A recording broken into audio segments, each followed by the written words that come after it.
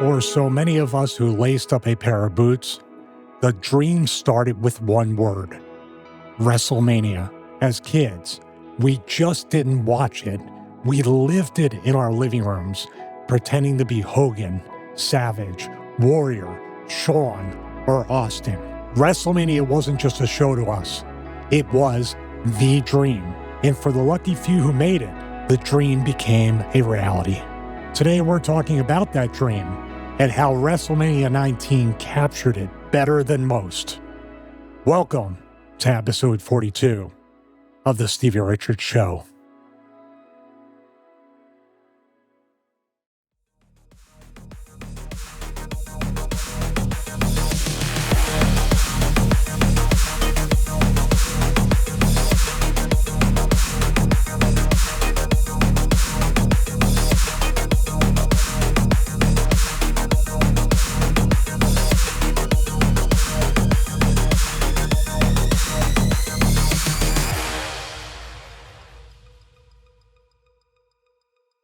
Welcome back to the home studio and welcome to episode number 42 of the Stevie Richards Show. Today we're going to get right into it and we're going to talk all things WrestleMania 19, WrestleMania 41. I thought it was 42 on three other takes.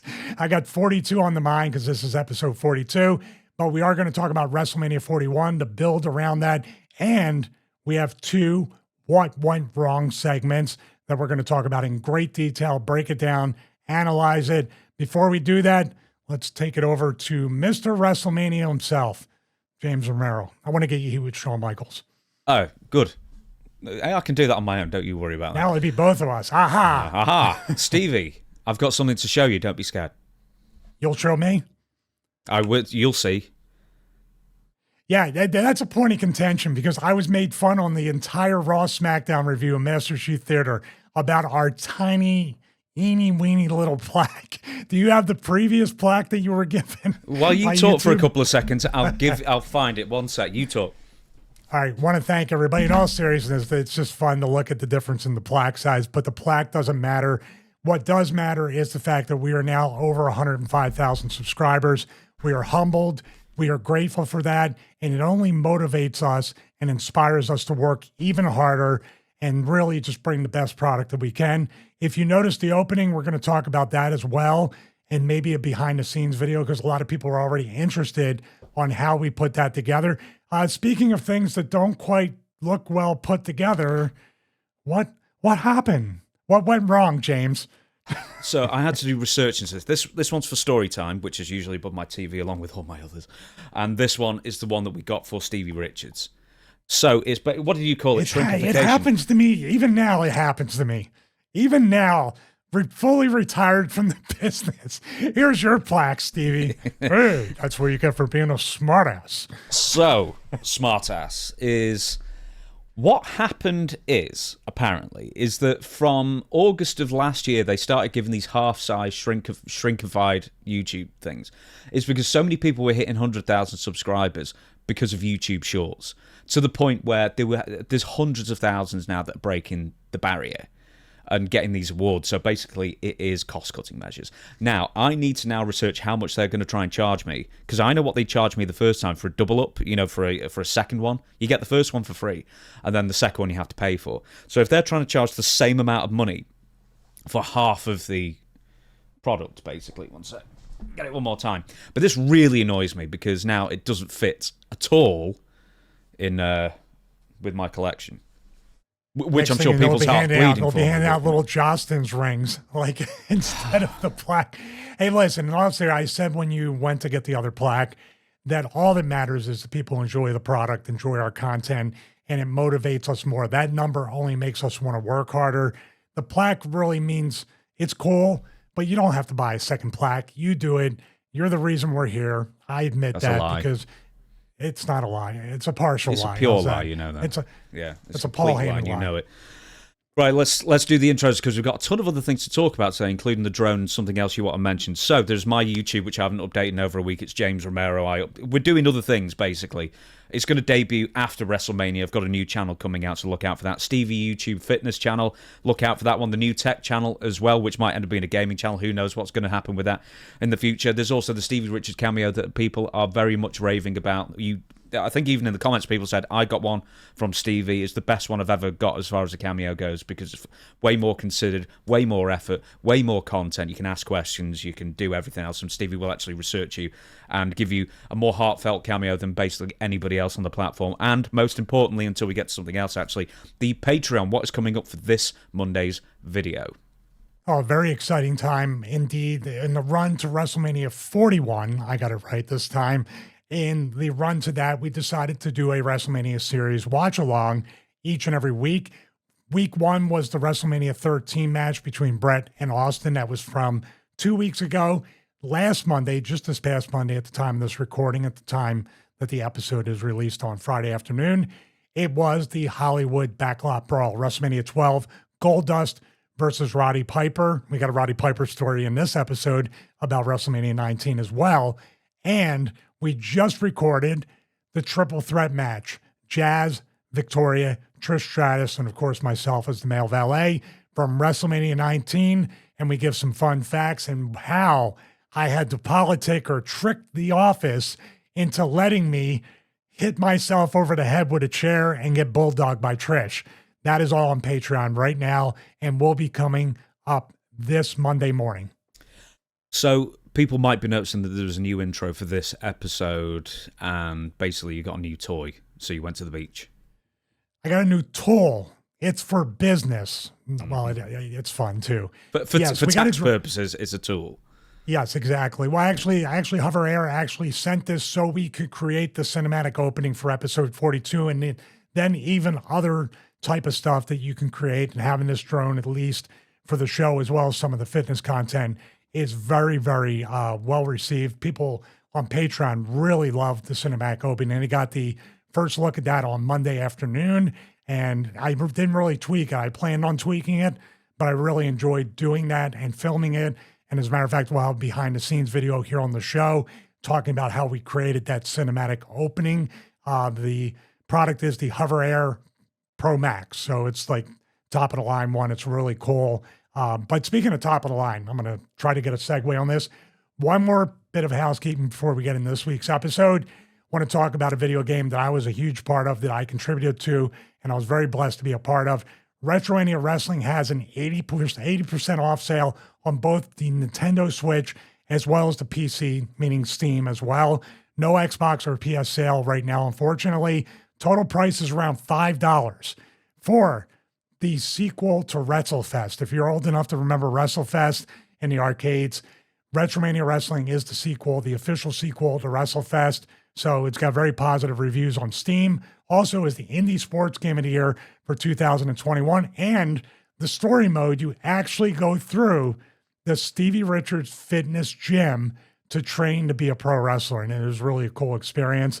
And there's more DLC. As a matter of fact, new DLC coming September 13th, featuring Demolition, the Rock and Roll Express, Magnum TA, and another mystery main eventer. I think I know who it is. I'll tell you off camera, James. I don't want to speak too early and spoil like Tom Holland does all the Avengers movies. But yeah, check it out. At $5 for this game is a steal compared to other wrestling games out there. So please check it out. Is it Colin Denley or Delaney?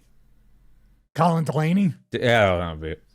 Maybe he was a main eventer. Hey, Chris Bay is in that game, so big shout out to Chris Bay. He's going to be signing autographs WrestleMania weekend. He told me he's feeling great, and I saw him walk, much like what we saw. I had seen more footage of that. He's a walking miracle. So if you're in Vegas and you're out there, stop by Chris Bay's table, get an autograph, get a picture, and more than anything, be inspired by literally a walking miracle. So, we're going to talk about a bit about WrestleMania. There's something from last week's episode where we were talking about WrestleMania 17, where we forgot to bring up maybe the most interesting story surrounding that event. I don't even know how we forgot it, but I think someone put a comment on one of our videos. It's like, how we missed it. I had it on an early version of the script and it disappeared. We'll talk about that in a second. But we have to talk about, because we're on the road to WrestleMania 41, the build to WrestleMania 41. Not to be a negative Nancy, Stevie, but this has got to be one of the worst builds in history. It is awful. There's been a couple of really bright spots where people, obviously it'll be great for the B-roll and the hype videos going into the matches. But for the most part, man, and you know my situation, I say situation like it's a bad thing, but I've got a young baby. I usually watch these things in the morning. I try and skip through, the Raw and SmackDown, so I see all the, the stuff, because I don't have 5 hours to dedicate to the shows, not including the advertising. And, man, I'm skipping through a lot at the moment. There's so little substance to WWE shows at the moment. And there's so few moments as well. I mean, Cody and Cena. The Rock's nowhere to be seen for starters. What are you making of all this? Well, what I make is that if you work backwards, these go-home shows were completely flat and terrible. They did not make you interested. For example, the Jey Uso Gunther thing, which we made a what went right segment with the Jimmy Uso getting bloodied and, Jey being zip-tied. That was real heat going into that. As a matter of fact, I believe that should have been the go-home segment going into WrestleMania. They went too fast, too early with that. I feel like they were panicked because there was so much 50-50 booking with Gunther, with guys from NXT that he was going 50-50 with as world champion, and expected to be a monster heel going into WrestleMania. So they righted that ship a week too early.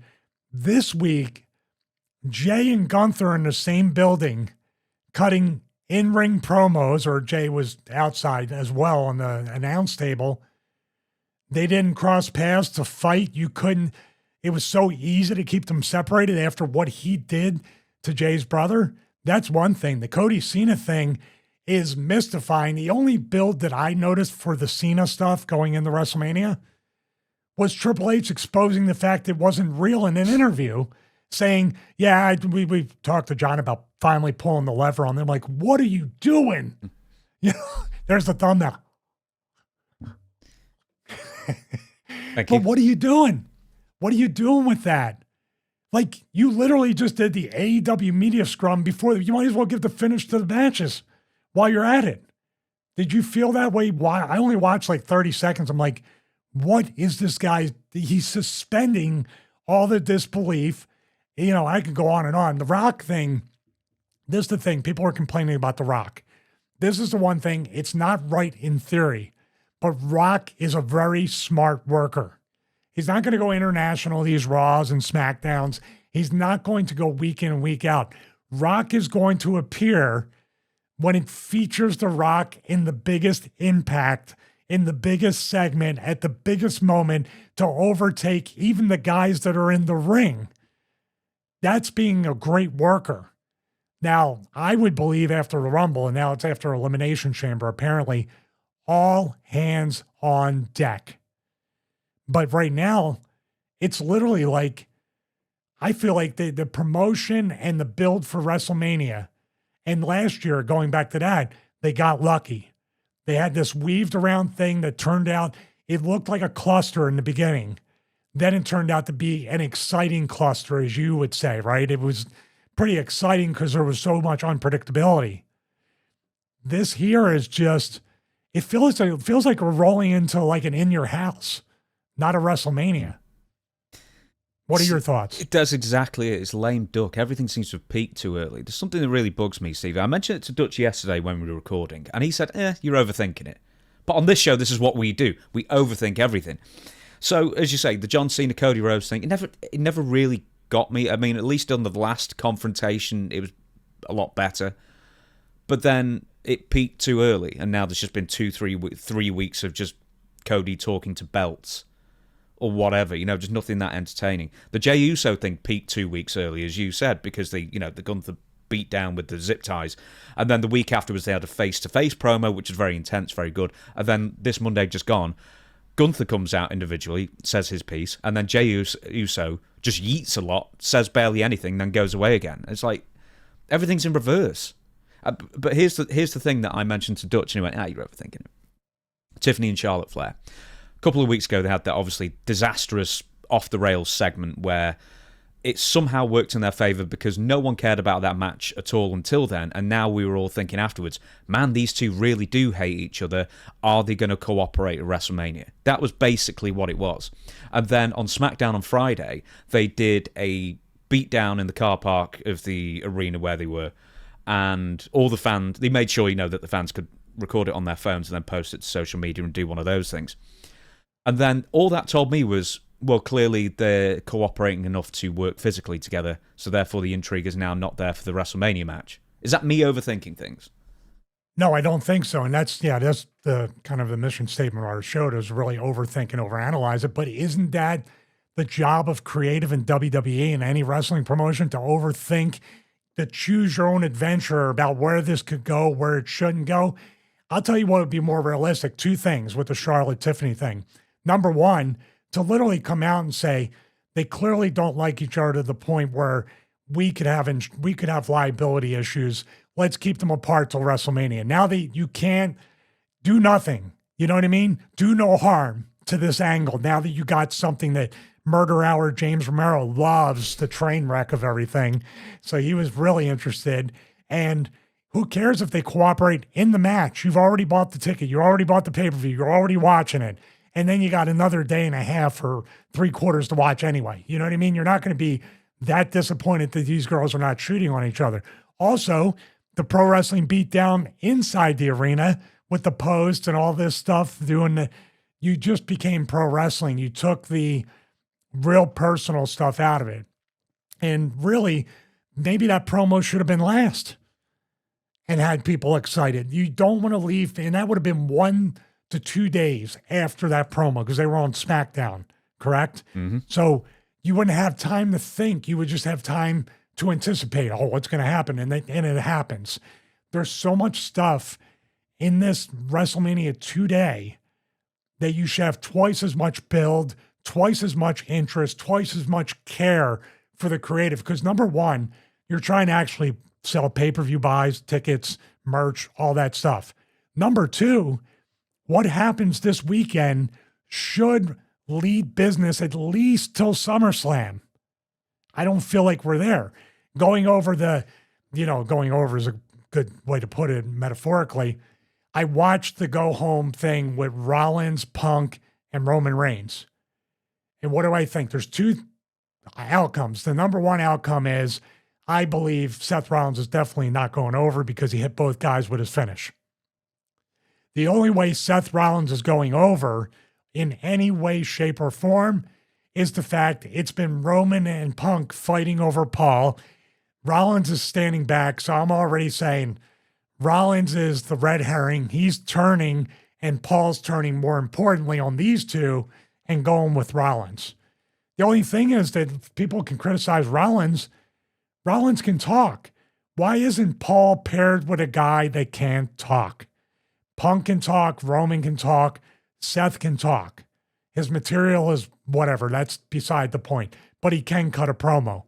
So why is Paul attaching themselves to guys that technically don't even need them, need his mentor, his voice, any of that stuff? So that's the way I look at it, but it's going to be either Rollins is politicking if they're not doing it for Paul to turn. And I think that's the best thing to do. But those two stomps on both, the old school wrestler me goes, he hit his finish. That means he's not going over. You're holding the belt like Jacob Fatu. You're not winning it. These are the little tells in pro wrestling that maybe they'll swerve me, but it's more so happened exactly in the order than not. With WrestleMania, I've seen ones with some really bad builds that end up being really great shows, and then the opposite is true. Some really great builds have been really bad shows. So actually, I'm holding out hope that actually it's going to be very good entertainment. A couple more things I want to mention. One, Drew McIntyre. Can I ask you a question first? I'm sorry. Of course. We're years into the 2-day model for WrestleMania. Obviously, monetarily, financially, even though they may not sell out both nights, the combined attendance, the combined gate, it looks better for the stockholders and for any potential future buyers or anything. But do you think the 2 days really do take away the, how should I say, the special nature of WrestleMania, that this is a one-night extravaganza? It would if there was too much on every show and they were overloaded. I think that's the only reason that the pay-per-views still work as 2 nights, is because there's actually not that many matches on each. Do you think that's a valid point? Yeah, and also the previous model, I remember WrestleMania, I think it was MetLife Stadium and maybe other ones, that the pre-show into WrestleMania, like, literally was like you're investing 9 hours that day, maybe more. Like, the pay-per-views were exceedingly long on the network, right? Weren't they well past 3, 4, 5 hours sometimes? Yeah. But, I mean, combined, this has got to be at least 4.5 hours per night, plus a kickoff show of an hour, plus a pre of 2 hours probably. So it's going to be like 13 hours, I think, over the weekend, which obviously I'm going to all watch on Monday and get through in about 2.5. I just almost yawned just thinking about that. I know. Schedule. I saw you stifling a yawn. Then I'll move on. So yeah, Damian Priest, Drew McIntyre. I think that's one of the only matches where it's actually heated up at the right time, as well. Because I think they were doing stuff on SmackDown to actually, get a bit of interest in their match. But once more, and this isn't anybody's fault, Kevin Owens has been pulled from the Randy Orton match, and this is actually one of the only bits of intrigue that I'm really interested in. Do you think it's going to be Nick Aldis? Do you think it's going to be Jeff Cobb? Who else could it be to face Randy Orton at WrestleMania in the mystery match? I wish it would be Nick Aldis, and I wish they actually gave that away, because it would lead to intrigue, and there's no pressure of the surprise opponent with fans not reacting to Nick Aldis. You got to think about, he's NWA World Champion, he was TNA Champion, but those are like lifetimes ago compared to now. Casual fans only know him as a GM. They might have mentioned he was a wrestler, but they needed to this is one of those things they shouldn't have hot-shotted. Or, we talked about on the Russo show, what should have happened was, remember Randy said, I already paid for the fine for the second RKO or whatever? Mm-hmm. Our idea was that Randy goes into his bag and there's just either a check or a bunch of cash, and Nick is like, hey, I gave you your money back because guess what? You can save that because I'm your opponent at WrestleMania on Saturday or Sunday. And then, like, they have to have a package with Nick showing that he's still training. He's legitimate. This is not going to be something that's just like a GM and they're like a Bischoff or a Vince or anything like that. I mean, the surprise that Nick can wrestle, I don't think it's going to be like somebody just doing an arm drag who never did an arm drag, like a radio DJ on an indie show. You look at the guy and you go, yeah, he used to be a wrestler. He's still a wrestler. He's in shape. There's no surprise. So I would have went all the way for Nick and Randy training, or Nick training, but Randy not taking it super serious, where Nick almost gets like a flash win a couple times over Randy. I think they're going to have a great match if it is Nick. But you said Jeff Cobb. Is that where the rumors are? Jeff Cobb in WWE? Yeah, there's Jeff has already left New Japan, even though he was the tag team champion. He just ditched it. It's sort of like the Stephanie Vaquer thing, I guess. WWE just called and said he needs to come at this point. So it could be Jeff Cobb. I mean, he's in his early 40s now, I figure, or I think the suggestion is that, a talented guy, big guy, lots of experience, never been in WWE, in his 40s, needs to make his money now. But the problem is like, what footage do you use to sort of promote him beforehand? You can't just say Jeff Cobb, because the vast majority of American wrestling fans or non-Japanese wrestling fans will actually really know who this guy is. But that's one of the rumors anyway. Well, I mean, the only way you can cover it in a quick Cliff Note sense is if there's that thing like when Cody came out as the surprise with Seth Rollins back at the previous everybody knew. No. Yeah. I'm not saying that. I'm saying the presentation of the entrance. Yeah. Differently for Jeff, not the thing with the voiceover and they're going to recognize the voice or the music from AEW. What I feel like is maybe you literally air, lights go off, Titantron pops, lights up, pops, and then it shows highlights of Jeff's best stuff from like all the New Japan stuff and doing his moves and just being a killer, and then going to him with his face into the camera, music hits, pyro hits, here comes Jeff. At least you have an idea that this guy, oh my God, this guy's like something else. And then commentary has to cover it. Live, you may not, but West Coast. I mean, I think Jeff's from the West Coast. So you could, is he from Vegas? I'm just thinking out loud. Maybe you will get a local pop for this from people that are actually attending, but it's all over the world. So you can be 50-50 on this. By the way, maybe you will get a great reaction because people are flying in from all over the world that may know who Jeff Cobb is. There's always that chance of that happening. And Jeff's a good guy and he's a great talent. So for him to be for the WWE to turn around possibly and say, this guy's got a lot of experience. He's a big dude. He looks great. He can work and he's in his 40s. Let's sign him so he can make the money now. WWE, that would be, hats off to you to take a guy and say, we can get a good 3 to 5 years out of him. He makes a ton of money. Everybody wins in the end. And maybe we get an office guy after that. Maybe he's got a good mind that can help. Let's go back to actually last week. We were doing WrestleMania 17, and once again, it was the big story surrounding the show that somehow we completely forgot to mention. And it was Tommy Dreamer and his plans for Paul Heyman at WrestleMania 17. Do you want me to set this up at all, or do you just want to take it? Well, I think you should set it up, and I can add to it, but there was probably a part of me that purposely forgot this because I do remember it, and I remember, wow, I mean, this would have been something. I mean, Tommy was going to get his WrestleMania moment, whether anybody wanted it or not. You're absolutely right. I'm going to give you some quotes here. This comes from, I think, his old podcast. I don't know he doesn't do it anymore, I don't think. So, ECW goes out of business. Tommy Dreamer is 29 years old. Essentially, I'm sure everybody knows that he was the heartbeat of ECW, probably the most involved with the company aside from Paul Heyman, day-to-day basis. He'd sunk a lot of money into the company as well to keep it afloat. Here's a quote. I had a lot of money, my parents' money, trying to float the company. I thought me and Paul were super tight, but he screwed me over big time. He was with the WWE the whole time. I had turned down hundreds of thousands of dollars to go to WCW, and now I was unemployed. He got a $250,000 a year offer, I think, for 3 years for WCW.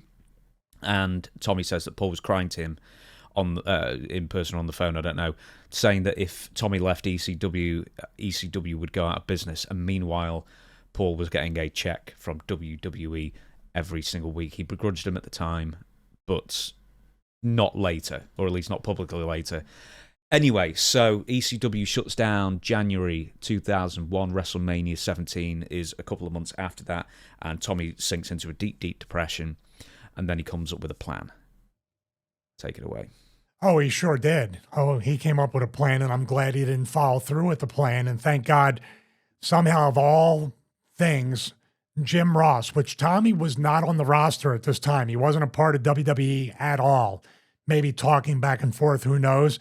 But JR is the one that talked him out of it with a phone call. Now, there's been passing stuff with Tommy talking him up to WrestleMania 17. I was speaking to him here and there. You can hear it in his voice.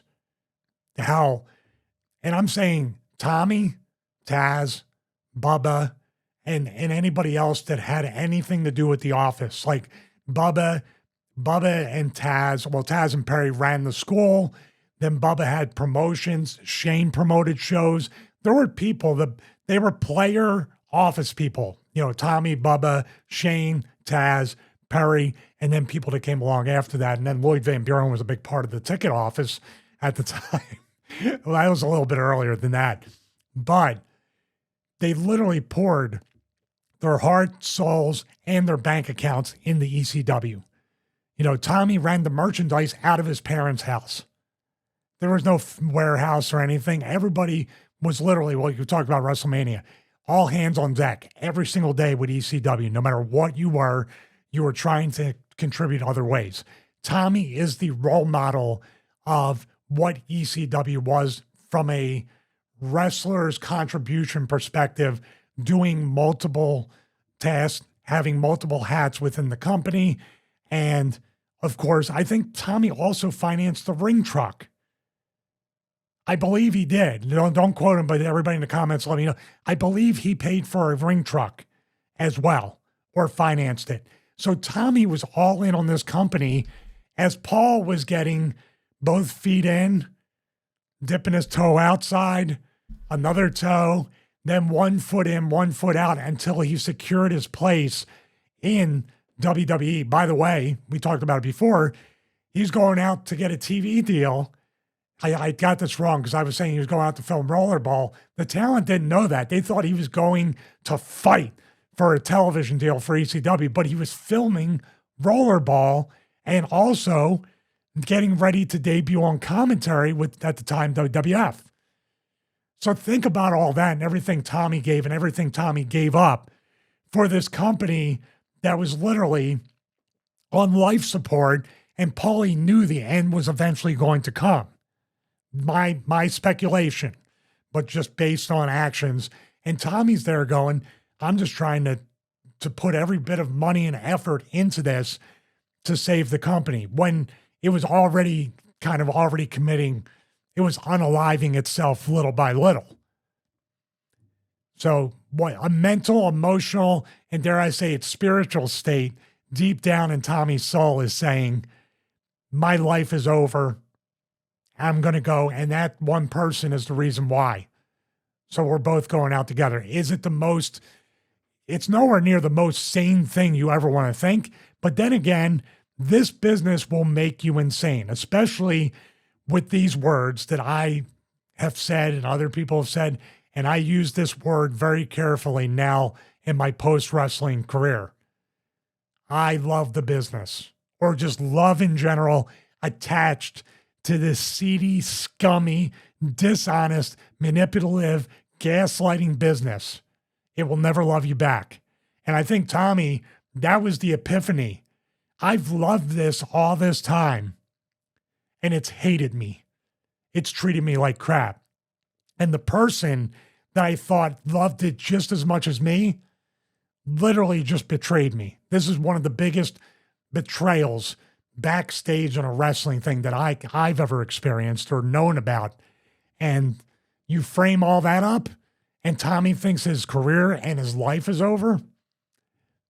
You know, it's not right. It's not prudent. And thank God for JR talking him down. But I believe in every bit of knowing Tommy Dreamer, Tom Laughlin, the person. He had every intention. He's not speaking like, you know, wrestlers exaggerate and tell wrestling stories and everything. He had every intention of doing this. He may have been underplaying his plans. There might be parts of this that were a little bit more like, oh, I'm going to seem crazy compared to what he said he was going to do. You know, for all I know, he would have lit Paulie on fire after shooting him or whatever. You know, Tommy was not in the greatest frame of mind, and who can blame him? Doesn't say what he would plan to do would be right to any human being. But you can kind of understand when you're in the business that somebody becomes that unstable. And I want to just make this note.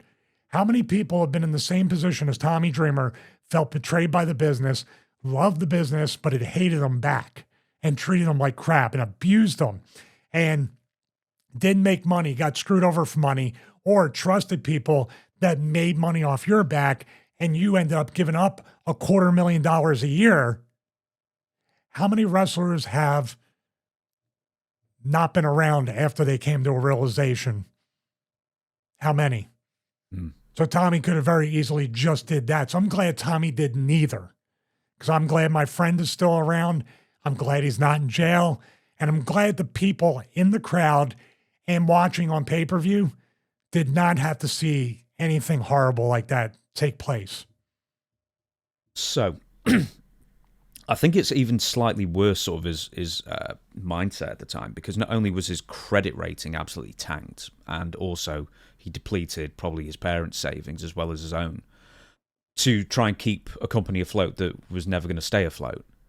You're right about the truck as well. He actually had a sign for the truck in his name. Is that Heyman was still either gaslighting him or whatever after ECW had shut shop. And apparently WrestleMania 17, so, the TLC match with Edge, Christian, the Dudleys, and the Hardys. And Rhino comes out, Leeds comes out, Spike Dudley comes out. Apparently, I don't know if it was Rhino's spot, but Tommy Dreamer was meant to be one of the 3 people who interfered. And instead, it was either Spike Dudley or Rhino.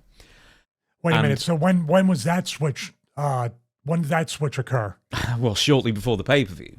Rather shortly before the pay-per-view. And then apparently also, Dreamer alleges, there was also going to be a hardcore 24/7 thing that would be all about you, quote-unquote, is what Heyman told Tommy. And then from there, when nothing materialized, that's when he starts... The way you gave an impression, we weren't recording at the time, or it's on the Patreon, was, have you ever seen The Naked Gun? And at the end, not Enrico Palazzo, but the baseball player who's hypnotized to must kill, etc. But the impression you did of Tommy was like that, like he was just gone. Manchurian Candidate type stuff. Yeah, exactly. I know. When I talk about that and look back at it, I'm like, oh, well, I didn't think.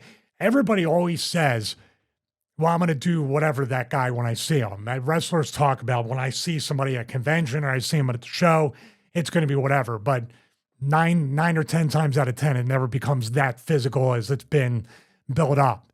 So maybe back then, if there was any lead up to that, nobody's going to ever think it's actually going to happen. Now, looking back in retrospect, not knowing that all this, like I wasn't in touch with Tommy to the point where every single time Paul lied to him, gaslit him financially, I didn't know Tommy was even in for that until after this incident when Tommy and I were makeshift. Remember, you're wearing black and you're wearing black. You're a tag team. So I can't do that. That's like Johnny Ace. Hey, you're a black and you're a black. You're a tag team. That's Johnny Ace imitating Tony Garea.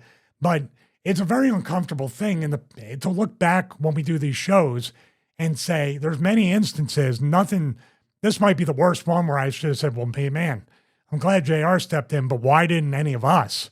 If we even had a clue, because we're so desensitized, we're in the wrestling bubble. It's all an angle. It's all a storyline. Even when they blow up Vince's limo, he's not really in it. We're crazy. We're skewed. We don't understand when somebody says, I am going to do A, B, and C live on pay-per-view. We're like, yeah. But it wasn't even said like that in detail. Like if Tommy had said, I'm going to do this to Paul, then I'm going to do the same thing to myself. Grab Tommy, pull him, and say, dude, you're not going anywhere. Paul's one thing, and you're just like, oh, you're just talking because he screwed you over, and maybe we can talk again. But when you're talking about self-harm and you love the business, kind of like when that Dark Side of the Ring episode happened on Flair. The first thing I did when that ended was I text Tommy, dude, are you okay? I called Tommy, left a voicemail, dude, don't do anything stupid. And I wasn't the only one because that's how much Tommy loves the business. And if you take it away from him to any extent, he's a lifer. He's Terry Funk. That's what scares me about Tommy. On another note, as a friend, that I wish he had other outlets to get that fulfillment because he's still wrestling at this age. His body has to be hurting. He cannot let it go. And the reason why I say that, not good or bad on that, but that was even more prominent in his younger years and more intense and more, I'm going to act on that feeling. Now he'd be like, I got to think this through. I just want my friend to feel like, he's accomplished things and he doesn't need to like prove anything to anybody anymore. I'll give you a couple more quotes. Tommy said he was in Houston. I remember I did a show and saw a sign that said firearms welcome. I was in Houston. I did an indie show. What is this? I'm from New York. What do you mean that's welcome? Oh, you're allowed to bring these into the venue, was the response. And that is where the more sinister sort of a turn of thoughts come from. And then he discusses about being severely depressed, mental with rage. He needed help. And then randomly he got a phone call from a number he didn't know, he didn't pick up. But anyway, it ended up being Jim Ross. And he wasn't actually talking him off the ledge, but basically Jim Ross was saying, don't worry about it. We'll have plans for you. You're not forgotten, essentially. And we are considering bringing you in. It was a completely random, circumstantial phone call, It wasn't, we know what you're going to do. Oh, yep. Don't do it. So Jim just like literally was like, of all days, when Jim Ross is not making calls to non-talent or even talent, you're in the building. You can believe whatever you want to believe. I believe that's divine intervention. You literally had the most random call on the day where nobody's even really calling their family. It's a day where you're submerged into the WrestleMania show trying to make it the best you can. That's crazy, man. I don't think it was on the day, but it was very, very close to the event itself. But essentially, just to tell everyone what it was once again, Tommy was going to take a weapon into WrestleMania, buy some floor tickets, and Paul Heyman, by the way, had he debuted? He debuted at WrestleMania 17, hadn't he, as a commentator? Yep, he debuted there. Yeah, so I know he did. No, he debuted at WrestleMania, but he showed up on Raw, and that's how the ECW talent knew that ECW was closed. That's when everything got exposed. Yeah. Okay. So Tommy Dreamer's plan was just to walk up behind him because he was at commentary with Jim Ross, shoot him in the back of the head. But here's the wrestling thing that actually made me laugh. He said before he was going to turn it on himself, pull the trigger, he was going to hit the pose. I just find that so wrestling. But you know what? I think that was a cry for help because every time Tommy hit the pose, somebody would hit him from behind. So it would give everybody a chance to cut him off. When has Tommy ever done this and then followed it with anything but getting hit from behind? So, maybe he could have ridden to the Houston Astrodome with Sandman. So, hit the pose and get a whack on the head from the cane. That would have sorted him out. But there you go. You can't do that, Tommy. You're crazy. What was I saying?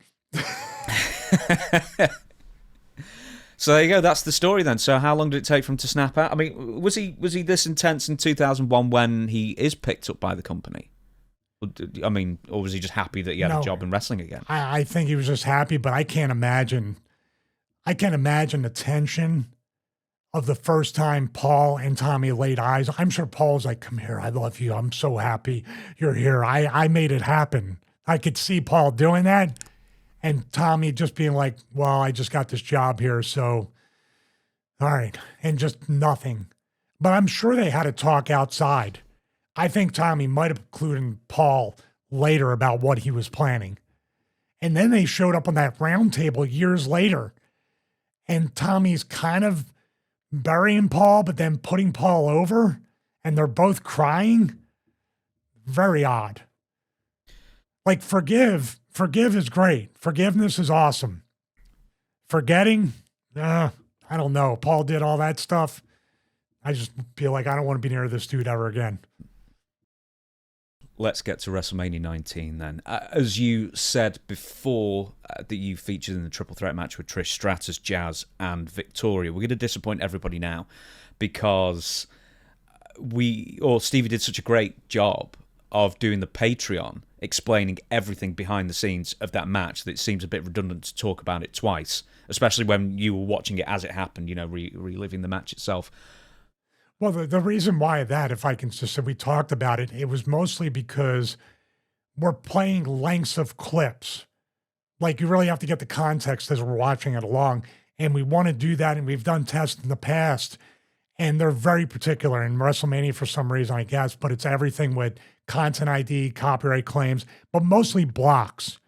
Like the Wrestling Analysis Channel, the claims or whatever, the content ID, but when it's blocked and nobody can see it, you know what I mean? What can you do at that point? That's mostly why we started watch-alongs on Patreon, because we can literally play it with sound. You get all the context of everything, and we don't have to worry about, got to stop at the most important part because it's 3 seconds. Got to do it. It's too jarring. So, for people who want to see the full match and Stevie's commentary throughout, that is on the Stevie Richards Show Patreon, which links are in the description of this video. I hope they are anyway. If they're not, I'll put them up. Right, so we're going to get to the rest of WrestleMania 19 now. I'm going to give you a few stories surrounding the event just before or just after, and then we're going to get to one story that we're going to do more of a deep dive on that doesn't particularly have anything to do with WrestleMania 19, but is more germane, more relevant maybe than it ever has been. So, ECW's intellectual property rights and videotape library deal was finalised shortly before the event. King of the Ring was officially dropped as a pay-per-view. It was announced because I think it was changed to Bad Blood or something. Kevin Kelly, longtime WWF WWE announcer, was released. Ludwig Borger was elected to finish Parliament. Rob Black and XPW are feeling the heat due to federal government raids for obscenity charges, which I think he would spend a year and a day in jail. Sting was rumoured to be heading to WWE, but ultimately chooses TNA. Sable is in negotiations to return to WWE. There's a story and a half in that on its own. Kevin Nash is looking to return under the Diesel name, but despite dyeing his hair, the grey keeps showing through, so he just doesn't bother and just comes back as Kevin Nash. But here is the big story. And one of the biggest stories in wrestling in the last 25 years, really, for the wider implications. Chris Nowinski has nasal surgery to help deal with injuries and symptoms after Edge lands on his head wrong from the top rope. It's meant to be a double drop kick with Rey Mysterio and Edge lands on his face. So, we're going to talk about the wider issues surrounding that move that went wrong. But for now, we've got the video itself that Stevie's going to take us through. So, Stevie, what went wrong?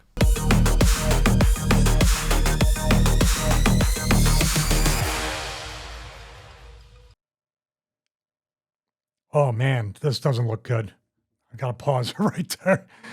That's kind of a weird spot to take a double drop kick from opposite corners right here. This is the part that is, it would seem great in theory. It's not, it would be cool. It'd be like we're coming from opposite ends and everything. That is a weird, I've never seen anything like this.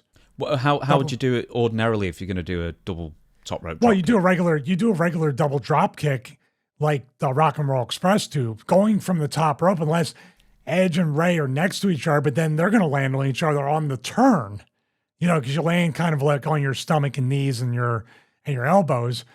But yeah, this is a strange, and he's facing Rey. So it's not like he's looking straight out into the crowd to get drop kicked on each shoulder. You know what I mean? And then bumping back that way.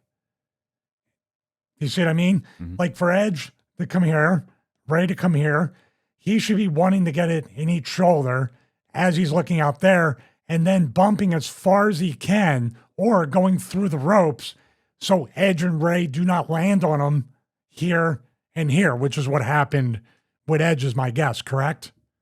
Well, one way to find out. Yep. You see what I mean? Like and Rey got there first. That's the part also, you got to make sure both drop kicks are timed the same exact way. In other words, like the Rock and Roll Express, basically they timed it to where they both run and jump and they make contact at the same time so the person bumps. What this started out as is Rey's already jumping and then Edge is trying to catch up. Two things to consider: the height of Rey Mysterio and the height of Edge. The length of Rey Mysterio's legs with the length of Edge's legs.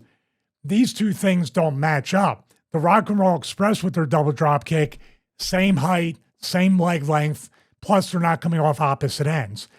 This is really where Chris is inexperienced. Like if I was standing there first, I'd be like, how do you want me to bump off that? Are you guys going to get there at the same time? Or are you going to get there at different times? If they were like, well, don't worry about it, my overthinking personality would get heat because I would be like, Rey, you're way under 6 foot.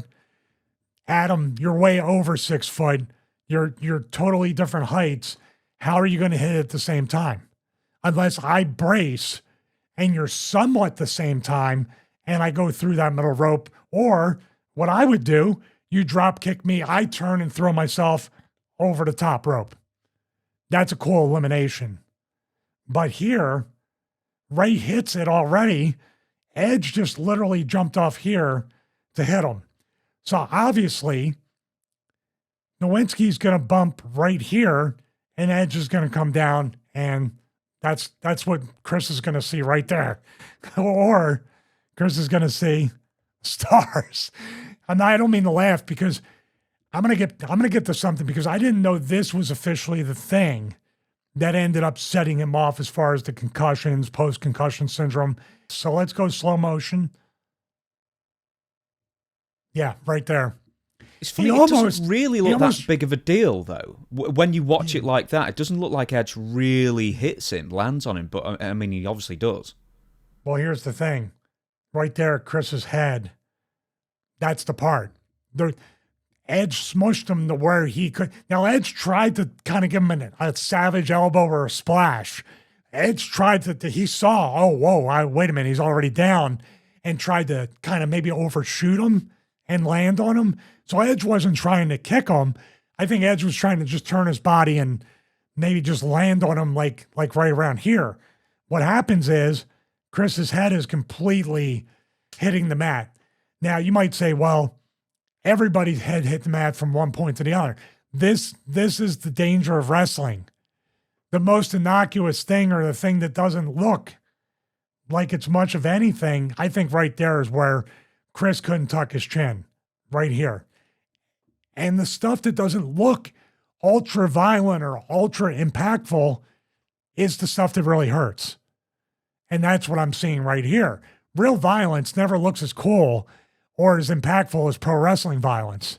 So, yeah, I can see, like, that grab right there is literally a real sell, that he saw stars, the instant, like, fire that you feel in your neck and your head and everything, and then the throbbing, and now you got people talk, every sound. It's like you're Daredevil. It's like you're looking, you can hear everything that's going on, and it's not a good thing in the ring right here. Looks like Ray was kind of looking over to check on him. That's not a sell, dude. He's covering his eyes probably because the brightness, it's already becoming too much. Because back here, he's covering. Now, for all I know, he might think he has a broken nose or something might be wrong, but I think the lights also are starting to already get to him. And he can speak more about it. The referee right there, good job. That's also, besides staying out of the way and counting the three, this is where the referees come in to make sure if it's a real injury, protect that wrestler, get that wrestler out of harm's way. Unfortunately, this is Royal Rumble, so he's not out, right? He still has to get eliminated. Yeah, you said that Bubba Ray hits him later on in the same match, or is this a different match? No, a different match, I think, from Raw, where there was a big boot, and I remember specifically that Chris said that knocked him silly, and it really, gave him a pretty bad concussion, and there was a little bit of back and forth. If that's a Mandela effect, I'm sorry, but I can remember something like that from Chris being said. So he would wrestle the Dudley Boys just prior to the Royal Rumble. He wouldn't take, here's the worrying thing, he wrestled the next night against Maven, Sunday Night Heat. And he would continue on the road. He ended up going back to OVW, a couple of Heat matches, and then back on Raw. He took a month off to get nasal surgery just before WrestleMania 19. I've got a couple of quotes here about sort of the effects and what this kicked off, this multiple concussion syndrome, if I can say it, and just how badly it affected him. And essentially, it cost his career about 5-6 months later. So here's the quote. When I hit the ground, I just remember realising that I just forgot where I was. Everything was just gone from my head. And as we walked out of the ring, we had an athletic trainer on the road with us, and he stopped me. He could tell something was wrong, but I just blew him off and just suffered through it because I just assumed the headache would go away soon. I'd be fine, but it didn't. And another quote from later on in the interview was, my head was throbbing all the time, my memory was terrible, I could barely hold a conversation. I remember before one of my final matches telling the group I was wrestling with, nothing is sticking in my brain, so if I blank out there, just tell me what to do. I knew I was conscious enough that my brain wasn't working, but I didn't know what that meant. There's something else I'll mention afterwards, but just reacting to that there, of just, I mean, apparently it took him months to realise that he was, so, I guess mentally diminished, or his capacity to remember stuff was so diminished. But then it took him months to sort of come to that realisation to actually let people around him know. Well, here's the story, and this might be the official thing when Chris started working with the Legacy Institute, or when he was founding it, and it wasn't even the Legacy Institute yet, but he was trying to work with people with concussions. I went Chris Nowinski, Bubba Ray boot, and it basically says in an AI overview, in June 2003, while wrestling Bubba Ray Dudley in a WWE match, Chris Nowinski suffered a concussion after Dudley's boot accidentally connected with Nowinski's chin. This injury led to Nowinski's wrestling career being cut short. Nowinski became an advocate for concussion awareness and research, including the long-term effects of concussions on the brain. The incident: during a match in Hartford, Connecticut, Nowinski was executing a move when Dudley's boot struck him in the chin. The consequences: Nowinski was instantly concussed and began to lose his vision. He struggled to remember what to do next, highlighting the immediate impact of the injury.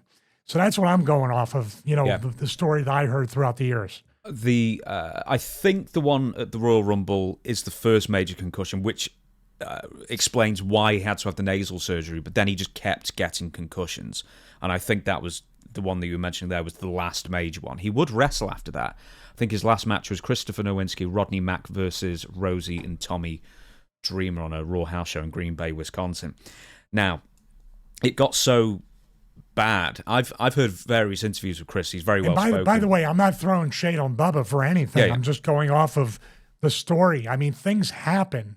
And Bubba lays in boots and chops and different moves, but he hits hard in safe places. And like I said, it sounds like months and months and months that you can literally just tap Nowinski on the forehead with your finger and you're going to give him a concussion. So let's give a perspective. Yeah, absolutely. He later said that it was because the night after my last match, I developed what's called REM, behavior disorder. I was found standing on the bed, couldn't be woken up. And I jumped through a nightstand, hit the ground, didn't wake up. And when I finally did wake up, I had no recollection of this sort of horror scene and wrecking the room. And that's what it took to make me realize I was scared to go back to sleep. I started being honest about what was wrong with me. And at that point, I'd done so much damage of a concussion upon so many hits to the head. That was it. And I tell you what, I bet in 2003, in WWE and for years later, people within the business were still making fun of him. 100%. 100,000% that people were saying he was soft. He didn't love the business. There's that line again about loving the business. Look what happened to Tommy Dreamer for loving the business. Also the P word, and you're this and you don't care. And everybody has concussions. Everybody fights through it. You just finished the match. I wish we were smarter about it. And this is one of those things where I didn't necessarily join into this, but I also didn't stand up and say, you guys are stupid. We got to take care of each other. What are we doing here? And I'm sure a lot of people felt that way too, but it's just, there's a thing about wrestling school too, and I can't say it's fully bad unless somebody's injured like this. It does train you to push through and finish the match, but there needs to be a happy medium. Like now they're throwing up the X, and I give them credit on all promotions, hopefully, that they do that consistently. But there was a time where, like even me, oh God, when Heidenreich dropped me on my head with the electric chair, I got made fun of because I'm laying there, can't feel my arms and legs, reminded of the guardrail incident from ECW. I'm literally almost crying. And you know what I said? And the cameras are right on me, by the way, because they showed it back to me. They showed it back to me. Get this. This is the perversion of wrestling. And I'm doing it because Nowinski probably got it even worse than me, because at least I had somewhat of a career. He was the tough enough guy along with Maven. 3.5 strikes against you right away. So you're automatically not one of us. But when I'm laying there and I'm trying to feel my arms and legs, do you know what I said? Not, I hope I can walk again. Not, I hope I can do whatever a normal person can do. Do you know what I said? Oh my God, I'm hurt again. They're going to release me. And I got made fun of for being a crybaby about it. I mean, it must be exhausting. What's that? It must be really exhausting sometimes. It's exhausting. But the thing is, I mean, you keep saying, I'm sorry to interrupt, you keep saying, just the business just warps your mind. I mean, you tell people who are not in the bit like me, who are not in the business, these stories. And, you know, I guess I'm at the age now where I can just sit back and just go, what were you even thinking staying there? I mean, I would have just left and just done an office job. Probably would have saved more money as well after all the road expenses. But I don't know. What is it? What keeps you there? Well, it's anybody that's in sports and entertainment. It's dangling the carrot. It's the weaponized hope. And the weaponized hope works out. I am blessed to have the career I have for over 30 years. Even with the injuries I took, whether voluntary or involuntarily, I had a very, very blessed career. And now I'm fortunate enough to have this now to talk about those experiences. So there's some, how should I say, there feels like there's some reason it all happened, I guess, because we're talking about it. But at the same time, you have to apply some kind of business logic to it and look at the profit loss sheet. And that's what it started to get after a few years in WWE. Okay, I'm not like this WrestleMania 19. Do you want to get into how much I got paid for it? Yeah, why not? $2,000. I lost money that week. Anytime I went to WrestleMania, it was the biggest money loss for me as a worker, whether I worked or not. So, and it's discouraging when some of the people are in catering and they're kind of the favorites but not working, are getting paid more than you, spending the entire week of the show or the week towards the pay-per-view working to make the match the best that you can make it. And being a, how should I say, an unofficial agent for the match along with Fit. And the girls performed. They did their part, but you still need a collaborative effort. So that was discouraging. That was probably the beginning of the end that I said, well, if there's an ECW Dismember that ends 42 minutes early, that's the time I'm going to get released. and you still didn't. I still didn't. Amazing. I got a job offer out of it. So with Chris Nowinski, just to wrap it up, obviously, you know, he's still suffering to the effects, I think, to this day, he said, or at least from the time of that interview, he's still suffering from some of the effects. He did the right thing. He just got out of the business. And using his education, legitimate Harvard graduate, he ends up helping research or doing groundbreaking research into concussions. Basically, from this terrible incident, he found his, I guess, true calling. And he's one of the people who started in wrestling. And then most people who wrestle then basically don't do anything that overshadows their previous career, I guess. Whereas Chris is one of the few people who really has. So I don't know if any personal stories or just any memories, I guess, of Chris as a person. Well, I just want to say this. The Harvard education opens up many doors no matter what you want to do. The fact that he had a diploma from Harvard meant that he could really have a lot more opportunities to do it and in connections. And of course, he's up in the Massachusetts area. You got MIT, you got Mass General. It's where they actually invented my vocal implant up there in Boston. So they have a great medical community up there. So I think it's a natural pivot with his history and also turning a negative into a positive. The fact he still deals with it today is heartbreaking, but the fact that he deals with it and applies it to what his new passion is, his new mission statement, the new legacy he wants to leave. Here's the thing, and Chris was featured in this documentary. If any of you don't understand what concussions can really do and the resistance of organizations like the NFL, WWE, and pro wrestling in general, if you don't understand the true ramifications and consequences and the scope of how it affects not only the athlete or entertainer, but also the family, watch League of Denial.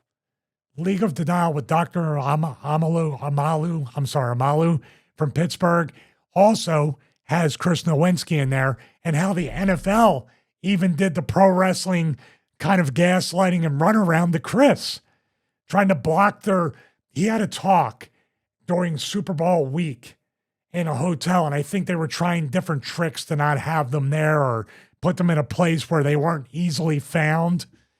The NFL is just like the WWE that way. Now they're trying to be the good guys. Oh, we care about the concussion protocol, all this. Dude, it's about money for everybody. Trust me.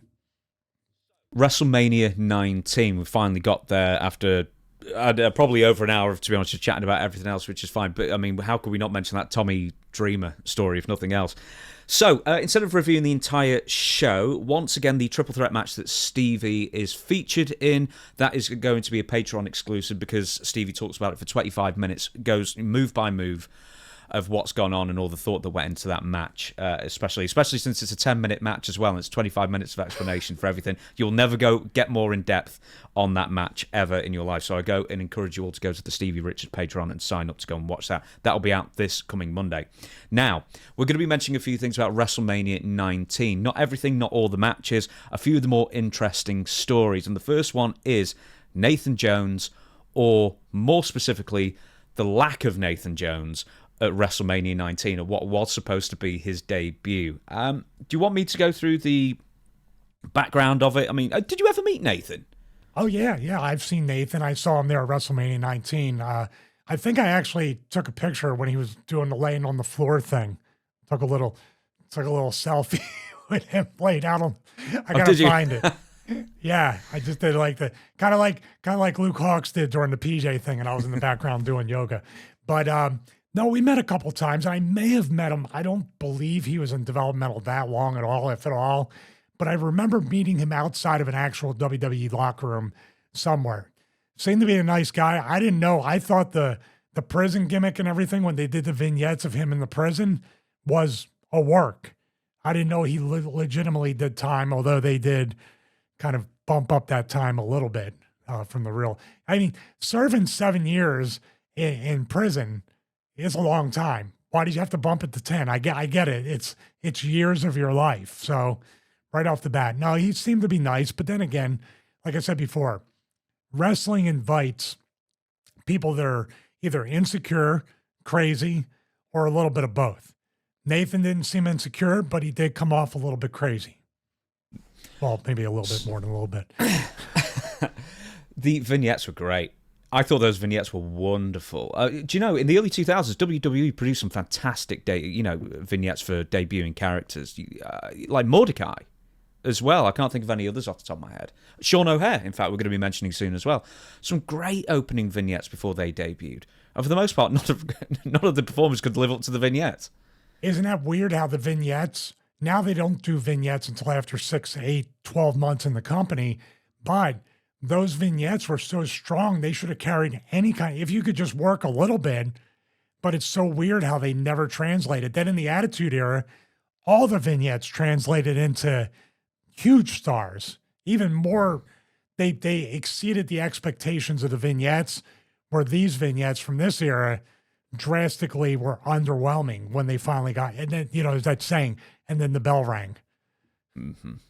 You were very right in saying that Nathan Jones never went to developmental. What he ended up doing was essentially he was with the WWA promotion. This came out after WCW shut down. WWA was an Australian promotion. Correct? Yes, Andrew McMahon promoted that. Yeah, they existed for a few years, mostly with ex-WCW talent. They toured Australia and the world, I think, at one point as well. But you're right, Nathan Jones was never in developmental. He did dark matches for WWE, and then he'd go back to 0-1, then he'd go back to, in Japan, then he'd go back to WWA, and then just continually work on house shows to get him ready. Because my theory, you tell me if I'm wrong, Vince McMahon took one look at Nathan Jones and went, my God, you've got to get him on TV immediately, pal, kind of thing. Yeah, he's like, did you see him walk through the airport? That's a Vince thing, with walking through the airport. Nathan did stand out. As a matter of fact, now that you mentioned it, that's probably where I did meet him, was during one or two of those dark matches that he ended up doing. He was taken off WrestleMania 19. He was advertised for weeks. Here's the thing. The vignettes very, very much painted him as a villain, the bad guy. He was a dangerous person who was going to come into the WWE to legally beat people up. He was Nails 2.0, essentially. Then he debuts as The Undertaker's partner as a babyface. But he doesn't debut because they took him off the show that day because he was so bad. Why? How can you advertise somebody who can't even do a kick without nearly falling over? Well, remember, this is the same company that hired the wrong one-legged guy, too. So we can never forget that. By the way, when the vignettes were airing, this is a Tommy Dreamer moment where he walked by and he goes, "He's all yours, wacko." Because I was like, I'm his first match. I know him this guy's first match. And thank God I wasn't. Thank God they tried to hotshot him to WrestleMania. And then, what was it, him and Taker versus Albert and who? Big Show. Big Show.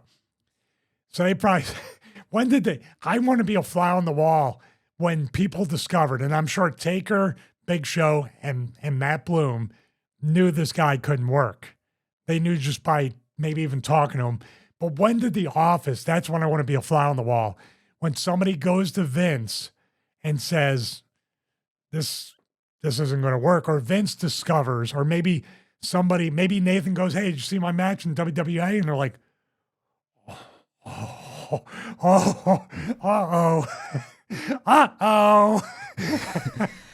He was sort of worse than Giant Gonzalez, because at least Giant Gonzalez never nearly fell over all the time. But he was like that limited. And here's something else, right? Later on in the year, he would start wrestling on SmackDown, which is why you didn't wrestle him, because you were on Raw. Thankfully, they sent Heidenreich over to nearly kill you several times later on to make up for that. But like, they even dressed Nathan in the most generic outfit possible. Like, just basically MMA. Shorts, the gloves, boots, wander out there, do the most basic stuff, and then, yeah. He was a great wrestler. Yeah, he's core. He's the core before you add anything. And it's like, how can you mess up a dude who's like nearly 6'9" or whatever, a legitimate jailbird, nearly 10 years? Amazing. Well, Vince apparently took that as a challenge from you, James Romero, in retrospect, and said, "Yeah, you want to see how he can mess it up and not have checks and balances?" And oh my God, he threw a spin kick on the floor and still fell down. He did a big boot. Move. He did a big boot and nearly fell over. Yeah, but then he did something to Albert on the entryway too, and he fell on that, right? It's amazing. Thing is, I mean, just his presence alone, I mean, if he even 1/10 have got the physical part of the business, he could have been a star, I think. Even Nathan Jones is a cool name. You didn't even have to change his name. But just his look was amazing. WWF and WWE at this time have the blueprint to get a big guy over. You know what the blueprint is? The Diesel blueprint. He's a bodyguard that stands there, learns that Nash said, standing at ringside and watching Shawn work, watching Shawn put the matches together, all that stuff. That's like riding in the car and learning in the car. You're visually seeing how you're being like taught and groomed to finally, when it's your turn to get in the ring. And Diesel was ready when they put the belt on him. He was ready to do that. Business was down, but the character was ready to win that title. Nathan Jones, if he served as a bodyguard for somebody like a Jericho as a heel, if he was Jericho's bodyguard for a year, working that program with Shawn Michaels and other people, I guarantee you Nathan Jones, if it was WrestleMania 19 or 20 or whatever, he would have been ready. And if he wouldn't have been ready, he would have not been thrown into a WrestleMania match. And that's when you see that happening over and over again as a talent, just to give you our perspective, we're like, I can work. I can put people over. I put years or decades into this just to get here. And now this dude's falling doing offensive moves. Like, what? Where's it lost in translation? What do you need to do? Do I need to fall over to get on WrestleMania? That's what I think guys were actually falling in the locker room going, "Can I be on the show now?" Business was down in 2003. There was a WWE roster split. And guess what? Half of the stars that they split off between Raw or SmackDown between 2002 and 2003 were gone. Hogan was gone. Austin was gone. The NWO was gone. Scott Hall. Kevin Nash was injured. Who else? Just half of them just disappeared immediately. So there's like no star power or enough to carry either show, really. And no Sting. Sting chose TNA over WWE, so you don't have that. He did indeed. I'm actually just going to look how many televised matches on WWE TV Nathan Jones had. 1, 2, 3, 4, 5, 6, 7, 8. And Put him out there. Put him out there, everybody. There you go. 8 and 8 only. Here's the thing. Nathan Jones, almost like Chris Nowinski, just realised that his time was up, but in a completely different way, is they were doing an international tour of Australia. Nathan's obviously Australian. And he just went, I'm done. And just stayed in Australia. Brock Lesnar would do the same thing a few months later. And just go, this touring schedule's just killing me. And just forget it. And especially for a guy, I mean, you're not a small guy yourself. I'm sure, you're 6'3" or whatever. I'm sure cramped plane rides everywhere is one thing. But if you're the width of Brock Lesnar or just the sheer height and size of Nathan Jones, all that flying is going to be even worse. And he was done, man. And I don't blame him. Well, yeah, I mean, that's probably the most common sense, logical thing that, he's known to be a little crazy or a little off kilter. But that's a normal reaction. Like, this is enough. I'm in my home country. I'm done.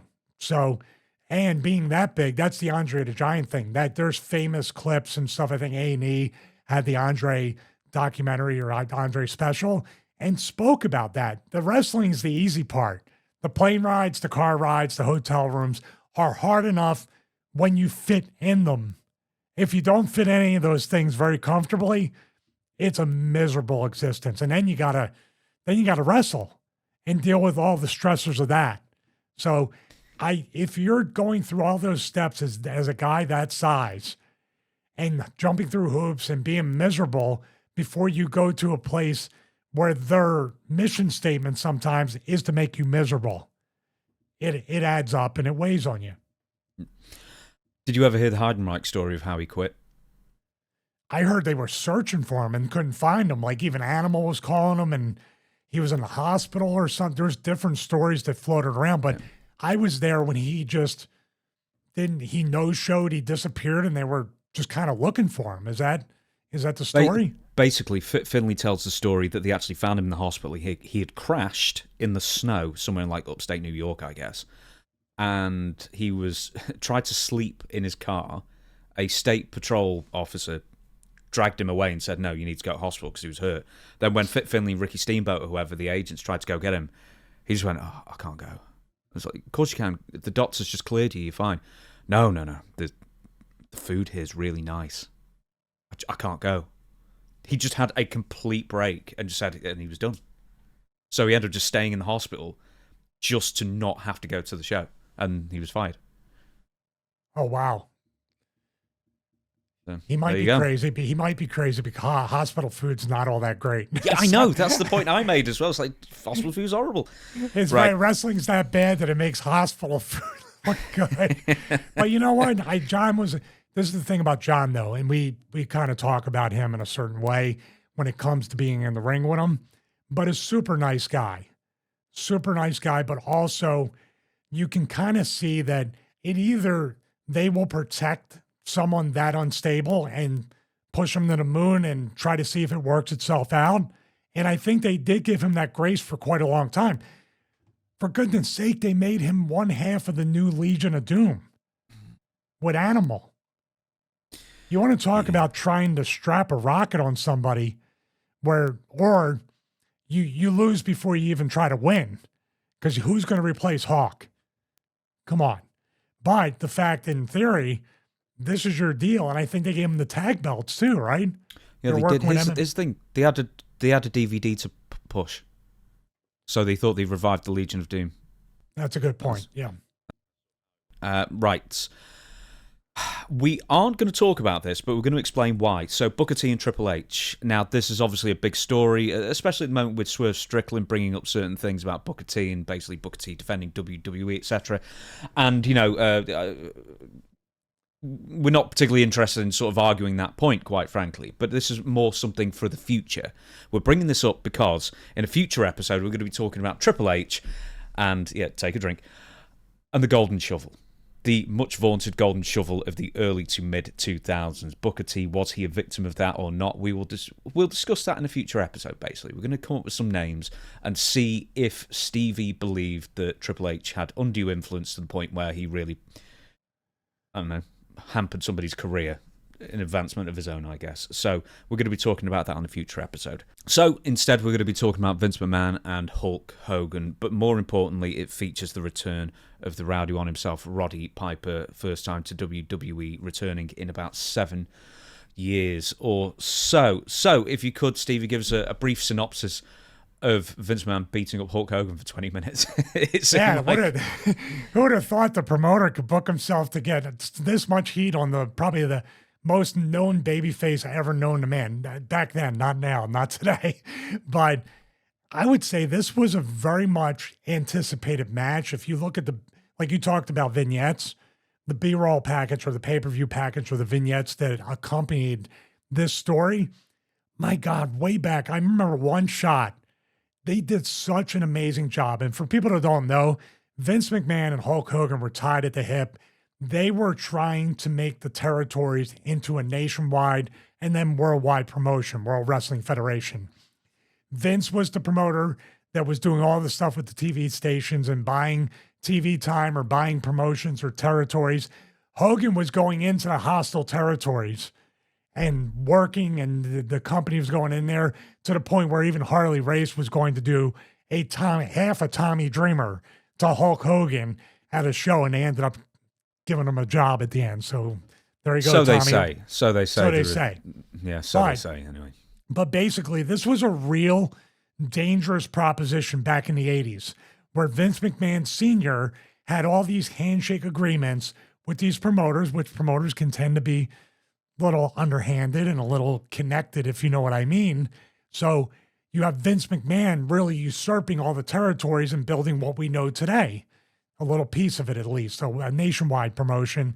And Hulk Hogan was the wrestler that would go in and wrestle and draw the crowds, but also draw the rival promotions that were being taken over, or the territories, threaten his life, threaten Vince, threatened to do things to the show, the ring, all that stuff. So there's a storied history with Vince and Hogan literally creating modern wrestling. These are the two guys responsible for mainstream professional wrestling. So the storyline is really who made wrestling, who made the WWF, who is the person, the driving force. This is a past version of Brady and Belichick with the Patriots dynasty in the NFL. So to have a match like this with this story, and also the fact that Vince, my God, he stabbed him with a pen at the contract sign. I mean, there's some wild Vince McMahon stuff going on in this angle. So I feel like for a guy kind of past his prime, even though that WrestleMania 18 match against The Rock was awesome, probably maybe the greatest WrestleMania match ever. It's right up there, Austin and Brett, Hogan and Rock. I think those are the top two. So with that being said, to have a guy like Hogan who is on the downward trend of his career, and Vince, who quite frankly is a clot. He has two left feet. He's clumsy. He's probably the worst professional wrestler in the history of professional wrestling. But he's also the greatest worker, right up there with everybody else. So I wanted to see, as a talent, I wanted to see this match because my childhood, what's going to happen, like, WWE versus, or WWF versus WCW or NWA at the time, the wars between those. Now we're seeing the two guys that were on one side of the war going against each other. For a wrestling fan in the 80s, this is where I fanboyed a little bit. And then you include Roddy Piper, one of the best heels ever in the history, past, present, and future of wrestling. And this guy's coming in to interfere in the match. It had everything. Dude, Vince's look over the apron, the devil look, like this, WrestleMania moment. I can't say enough good things about two severely limited professional wrestlers that pulled off such an incredible match. And all Hogan had to do was sell for 20 minutes. Do you want to have a guess at Dave Meltzer's star rating for it? I'll guess in a second. By the way, the beating Vince put on Hulk was real. Vince cannot pull a punch, and Vince was taking his frustrations out on Hulk, much like Shawn did at WrestleMania 21 in California. But Shawn beat the Chicago 22. 22, yeah. Sorry, WrestleMania 22 Chicago. Sean was throwing some live rounds, some receipts for low payoffs, and he was giving it to Vince. So what do I guess for a star rating? Hogan and Vince. Anywhere from 0.5 to 1.5 stars. Pick. Nail it down. 0.5 star. 3. So Wow. I actually thought he got quite a good. He actually got that one right. Oh, I didn't know that they were paying him back then. I know, goodness me, I tell you. I actually think Meltzer around that time was talking to Vince. Still, so that'll have something to do with it. We have to talk about Roddy Piper because, look, he turns up really fat, and that's the first time we'd seen him since 2000 because he was in WCW in 2000. And, people who know the Roddy Piper story, he had his demons and then some, I guess people would say. And basically his weight would sort of fluctuate massively depending on what he was taking or dealing with at that time. But that being said, I mean, it's still Roddy Piper. And when he came through that crowd, and just people freaked as well. We'll get to a story with you and Roddy in a minute, but I remember watching that live and not just being blown away that some of these characters that should have been in the invasion are now at least finally here. Man, it's like I said, it had everything, but at the same time with Roddy and how they brought him in with that, it was a little bit confusing. In other words, he was on Vince's side, but then when there was a double down, he spit on both guys. Am I remembering that correctly? Yeah, he's sort of hitting Vince first, and then he goes for Hogan. Then he hits Hogan, but then he spits on both guys and does the kiss my ass thing and walks out. So I thought it was going to be really a resurrection of the Hogan and Piper thing from the 80s because Hogan kept trying to get Piper to put him over, but Piper wouldn't put him over, and it kept Piper strong. It was the right decision in a way for business. That mystique that still sticks with Roddy Piper even after he's gone, rest in peace, that he's the one guy that wouldn't succumb to the Hulk Hogan rub of basically getting beat by Hogan and kept himself strong to the point where he had a whole career in WWF, WCW, back to WWE, and still kept the mystique all throughout that. Now, I thought when I saw him, I did notice the weight gain and the stomach. I thought it might have been just a back injury, because I know something about that your core is very weak after that, or from all those years of all those violent matches of working 300 some days a year for many years, that it finally took a toll on his body. He couldn't work out, and it finally hit the wall. So it's even worse, actually, because obviously he had double hip surgery when he was in WCW, which really hampered his movement. But also the year before this, in 2002, he was in a very bad car wreck. That would do it. As well, yeah. So you combine, he's in a car wreck every night for how many years, on top of the fact he's in a real car wreck, or there's probably car accidents and injuries that Roddy, remember, this is a time when the fans were attacking him as a heel way, way back. So he could have gotten into fights. I think somebody tried to stab him a few times, throw acid on him. These are some tough days. Has been in several plane crashes. See, he's afforded a little bit of a belly at this point. So definitely Roddy's up there. And this is post They Live, Hollywood. Piper's the original one, the OG. That was, Hogan did all the movies too. But Roddy, dare I say it, is more on the level towards Rocky with the movies, because that They Live, I mean, nobody can touch what They Live still holds up today. And his part and the way he played it was just perfection. So I felt bad. Roddy Piper's on the level of Jesse Ventura as a film star. I would say that Predator. Yeah, I give him that just because of affinity for Roddy Piper. With that being said, you're right. But Jesse with Predator, that got him mainstream, and that got him more notoriety for years and decades. And if Roddy was still here today, I figured people would want WWE, but just as many people at Comic-Cons and autograph signings would want him to sign They Live pictures and merchandise. That says something. Have you ever felt in your life like you were a sexual Tyrannosaurus? I feel like I'm a regular Tyrannosaurus dinosaur. Can you explain, please? So you're not a big Predator fan then, are you? Oh, it's when Jesse Ventura's in the plane. Oh, man. This stuff will make you a sexual Tyrannosaurus, like me. Well, you know what's funny is Jesse, by some weird happenstance, will see that part of the show and then reach out and go, "You're no fan of Jesse." By the way, there's people that want Jesse Ventura and myself and maybe Johnny Ace in the same room all talking to each other. But for some reason, they said my voice is more like Jesse Ventura than Johnny. That could be the akin to, when Rod Stewart and Bryan Adams and I can't remember the third guy who all got the exact same voice, all did All for Love. Yeah, it's Sting. Sting, that's the other one.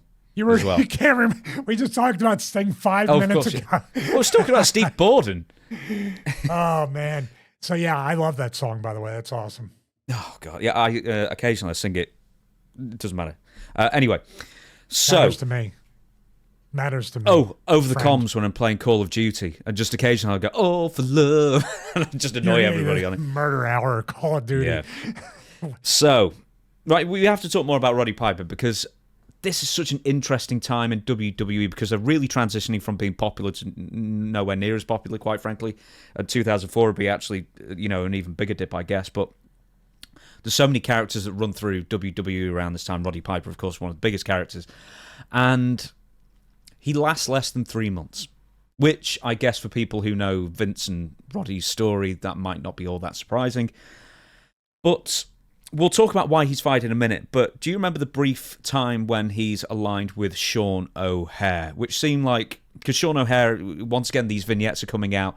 They're absolutely fantastic vignettes. And it just turns out Sean just can't really live up to the hype, I guess, because he can't replicate that in a live setting. Then he's paired with Roddy Piper. And Roddy Piper is just a charisma, just tour de force. And he basically swallows Sean up, basically, as far as that goes, as being a pairing on TV as well. And then, Sean's in the background where Roddy and Hulk Hogan and Vince McMahon are sort of all taking up the space, I guess. What do you remember of this period? I know you weren't on separate brands, but of Roddy and the Sean thing and how that sort of came across. Well, I'm not sure. Well, I don't know how it came to be, but I do know how it came across because Piper was one of those guys. I didn't watch much wrestling back then. Even most of my stuff was TNA was starting, so I wanted to watch different promotions and try to stay and remain a fan of wrestling because it's really easy when you're in the bubble and you're one company and you don't watch anything else that you can really lose your passion. It's not about falling out of love with the business, but it's about when it becomes a job. It's the hardest job in the world. So I was trying to, and Roddy was one of those people when he was on SmackDown. I would watch his segments, and I thought the same thing because I thought, man, I always wanted to work with Roddy to some extent. And I was jealous at first when I saw Sean being his protege or whatever. They never even said what he was. I'm assuming protege or bodyguard or whatever. Neighbor. Could have been anything. Yeah, I mean, whatever he was. But I remember when I watched, my wish went away real quick about trying to be aligned, not working with Roddy, like opposing him, because that to me would be a dream come true. Being aligned with him, even with what people say, I have charisma and can cut a promo and I can stand my ground and hold my own, I would have got swallowed up. Like anybody that knows, like I don't think Sean knew. Like, he didn't have enough awareness to know that, oh my God, I'm supposed to be the one that Roddy is featuring, but Roddy is so charismatic, even in a subdued manner. I look second fiddle. I look like Silent Bob, and he's Jay, talking, everybody, doing all that stuff. But even more pronounced, Roddy wasn't trying to bury Sean. He's trying to get Sean over he would talk Sean up. He would involve Sean in physicality, stuff like that. But the minute Roddy opens his mouth, or even when he doesn't open his mouth, that's Roddy Piper. Yeah, there's a dude over there. That's Roddy Piper. I don't care if he's got the perfect bodybuilding body and Roddy's got a big gut. That's Roddy Piper. That's a dude. And that's the way I saw it. And I felt bad for Sean. But then again, when you scrap the devil on your shoulder vignettes and the gimmick, you really there's nothing better than that. like how he couldn't pull that off live, because I used to talk to Shawn. The personality and the cadence, the inflection, the tone, the calm, smooth way of talking and walking, that was him. In other words, you said they did 20 takes of those vignettes. I think the takes that made it to TV were the ones where they told him, oh, we're not recording, let's just run through it. The minute they said, we're filming, 3, 2, 1, go, it's over. I believe those takes were literally, he didn't know the cameras were on, and they just let him talk. So we have to talk about Roddy being fired. And it's sort of You want me to tell my story first? Oh, I'm sorry. Yes, I'm very sorry. Please. No, I forgot to. Don't worry. I actually wrote it down and I forgot. My apologies. All right, we were backstage at WrestleMania 19. Everybody's around, and anytime I was around Roddy during this time, or I saw him on an indie after I got released up in, I believe it was Wisconsin. It was a big outdoor show. Anytime I was around him, I would be ultra respectful, and I wouldn't care about marking out. I would ask him a question. So I would ask him about the coconut. I would ask him about Piper's Pit. I'd ask him about Morton Downey Jr., all the things people would want to ask him. And he would smile, be very humble, and tell the story. But then he would get fired up about the purse. Yeah, but then Morton Downey Jr. thought he would. I loved it. It was great. I mean, I was literally like anything short of just sitting on the floor, folding my legs like a little kid and doing this. In my mind, that's what I was doing. But I looked around and I remember Roddy said something like, man, this locker room, something or whatever. And I walked up to him and I go, hey, Roddy, I got a question for you, if you don't mind. And he would be like, oh, yes, sir. What do you want to ask? And I'd be like, how did you survive around all these scumbags? And he laughed and he goes, a lot of help, if you know what I mean. And it's just like, those are the moments as a worker. Not that was like a joke that he actually answered. I thought he'd just laugh and whatever. You're a good guy. You're a good kid. But when I would ask my questions too, and there weren't many, there could never be enough. If Roddy was around today, I'd still try to ask him questions. Like I said, if I had access to talk to Dutch, I would pick his brain because I didn't have the opportunity in TNA when I worked with him, and I feel regret for that. But Roddy also, and this is so, it's somebody be like, what? But when I would ask him a question or talk to him or whatever, and make him smile, or he would tell the story, he would say, you're a good kid, or you're a good guy, or whatever. And he'd rub my hair like I was 8 years old. And I would be like, that's so cool. I didn't care. It's just memories like that those are my moments where, like, if I could get to be a fan and I'm not trounced over or treated like crap, that's the stuff. And that's the way, quite frankly, if Shawn Michaels, if he had just given me just any kind of courtesy or tried to be like, all right, I'm never going to be Shawn Michaels, but if you can just, and I would ask those questions of Shawn in a way, maybe once, and I wouldn't get the Roddy Piper kind of like gracious kind of answer.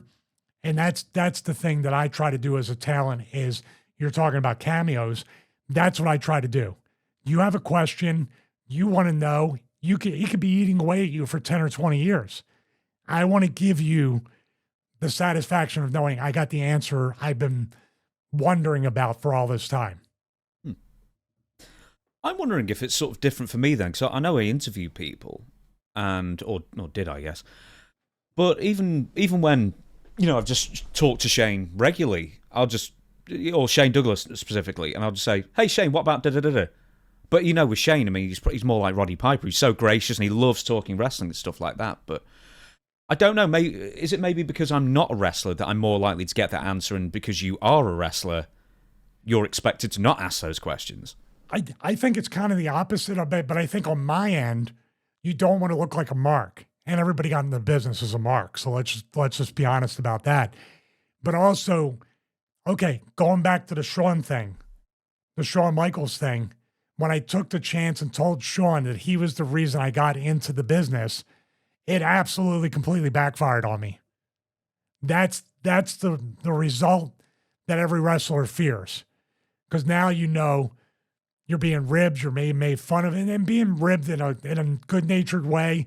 Like John Bradshaw said to me after the SummerSlam 2002 match, where Shawn came back, he had the white tank top on and the jeans. It was a street fight with Hunter, and they brought him back, and he was bloody. And John came up and said, well, go over and check on your hero. And I just kind of looked at him like, oh. He's like, seriously, go over and talk to him. I know you look like John was very like, he ribbed me real quick, but he's like, go over to him. It's cool. He's your favorite wrestler. He wasn't being a jerk about it. He's just teasing me a little bit. That's the way that, but I was so like, I'm not going near him. You know what I mean? After the just a little bit of an experience, that's the stuff. And you not being a worker, it's part of your job in business to ask questions. So you can ask very serious questions, but then you can be like, hey, man, just for my own curiosity, please just tell me. They're a lot more open to answer the fans than another peer. So, to Roddy Piper and his leaving WWE, and it sort of has quite a lot of the same hallmarks as Chris Nowinski, who left more or less, maybe even the same month, or maybe like a month after, I guess. Roddy Piper does an interview, HBO, with Bryant Gumbel. I hope I'm pronouncing that right, where he decided to be, Stevie, would you believe, honest. He was asked about the difficulties in the business with a lot of people dying. 2002 was a real landmark year in a negative sense, in an infamous sense, of wrestlers, not only wrestlers, but wrestlers of some repute dying very, very young. A lot of it had to do with injuries, a lot of it had to do with pills and drugs and everything like that, unfortunately, and it was a sort of tide that wouldn't be stemmed for a good few years afterwards. 2003 would be another terrible year for that. Roddy Piper goes on this interview and he says, I'm having issues. I still have issues with drugs. Other people have got issues with drugs. Promoters need to be doing more to stem the tide of this rash of deaths, and the people like Vince McMahon, who was basically the only promoter who had any real sway in the Western world at that point, didn't want to hear it. Got rid of Roddy Piper immediately and almost fired him as if it was like a betrayal rather than almost a cry for help for one of the only people in the industry who can actually do something about it. Yeah, that was the most disappointing thing and one of the most inspirational things that I've seen at the same time. Disappointing about the way Vince and WWF and wrestling in general reacted to the Roddy interview, but inspirational that Roddy Piper, at one point, right up there with being the second biggest name in pro wrestling during the rock and wrestling during the 80s boom period. The only one that usurped him as maybe number two was when Savage really started getting pushed, but it was Hogan and Piper right up there. And you had Andre and other people, but Piper, because of the mystique and all that stuff, he was regarded and also had crossover appeal because of Hollywood, other ventures, other things that he could have done. For him to speak up and say out loud what everybody was thinking and feeling for themselves, for their friends, for the peers in the locker room, for anybody in the business, past or present, for him to say that. And I remember some in the locker room being like, oh, brother, he's gone. That's it. Now, you know what I mean? Like, he was instantly gone, but basically everybody kind of talked about it a little bit, very, very whispery, under breath. And even some people were like, what, in my mind, what did he say that was wrong? What did he say that was wrong? And Roddy, he didn't say, let's get a union together. And maybe that's how Vince took it, but Vince took it whatever way he wanted to get rid of Roddy, and secretly maybe Roddy wasn't the easiest person to deal with. He was protecting his business and his brand. Maybe Vince was like with the Warrior, I'm out of here. You're out of here. Now I got the reason to do it. But it was very disappointing to look at that and say, someone finally said it. Someone finally cares about the people that, quite frankly, are the most vulnerable right now, and how can we help them? And just like the NFL, you got around to it at your own time, at your own pace, where Roddy in that interview really could have just shook everybody literally to say, this is an epidemic and we need to do something about it right now. Instead of him and Han, and it's, Like Vince, like what was it? Who was it? Armin Kasparian or something like that. The guy with the gray hair and the glasses in the interview, and he slaps the papers out of his hand. And he goes, he does the old, we make fun of it on Master Shoot Theater with Vince and Ben. When young writer starts talking, Vince goes, and that's what he did during that interview. Smacked the papers out of his hands, leans in, and I love this part with the reporters like Bob Costas and this guy. He leans in and tries the wrestling promoter intimidation tactic, and they just go like this. Or they lean into him. Vince doesn't like that. Oh no. But back to the point. That's how tone deaf Vince was, and maybe still is.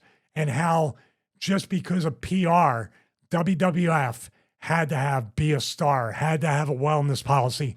They could have had that the day after that interview and said, we are reacting to this. Roddy has a point. As a matter of fact, Roddy, we want you to be the advocate, the liaison. We want to run a rookie symposium and have you speak about the dangers of drug abuse, alcoholism, whatever other things that are really affecting you, and make sure this never happens again.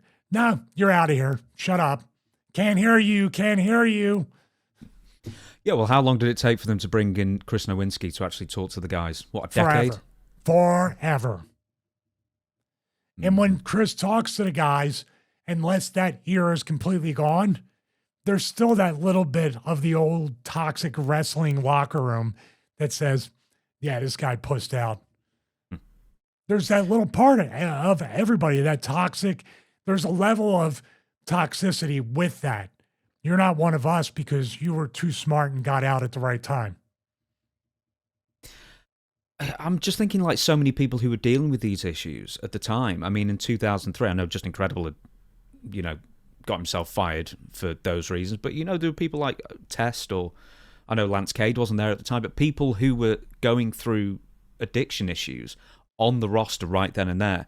And I'm wondering if some of them actually thought that Roddy Piper was wrong to say what he said. And I'm wondering how many people in the office, maybe 100% of the people who were in Vince McMahon's inner circle, thought that Roddy had betrayed WWE and not the other way around. There's definitely a huge Stockholm syndrome. Protecting your captors, protecting your abusers. There's definitely something to that. There's also, you talk about these people in the inner circle, they're sharks. So if you see something like this, if you're the person that stooges it off to Vince, if you're the person that also suggests what Vince should maybe do, maybe your stock rises in the inner circle. So you'll step on Roddy Piper to get yourself more over with Vince. Just speculation, but not too hard to guess at that.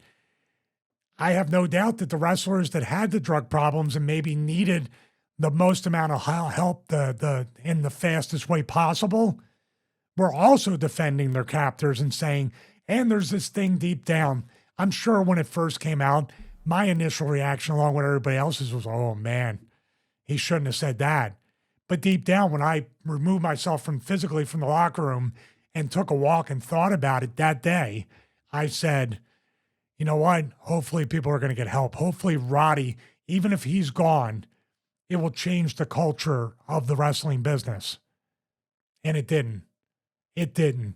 And we're not saying these aren't adults. We're not saying that each person doesn't have a choice to make.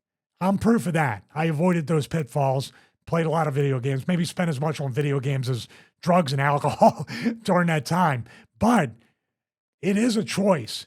But then again, demons, chemical addictions, or your talent becomes addicted, there should be standard operating procedure back then, proactively, not reactively, not public relations reactively, but proactively to protect it. And there's so many talents that have been gone in their prime. So if you're looking at it like a business, James, and you see Test, you see all these other talents, and you say, oh my God, if for nothing else, for selfish reasons, let's just get this guy or these guys well again because we'll use them up and make money with them.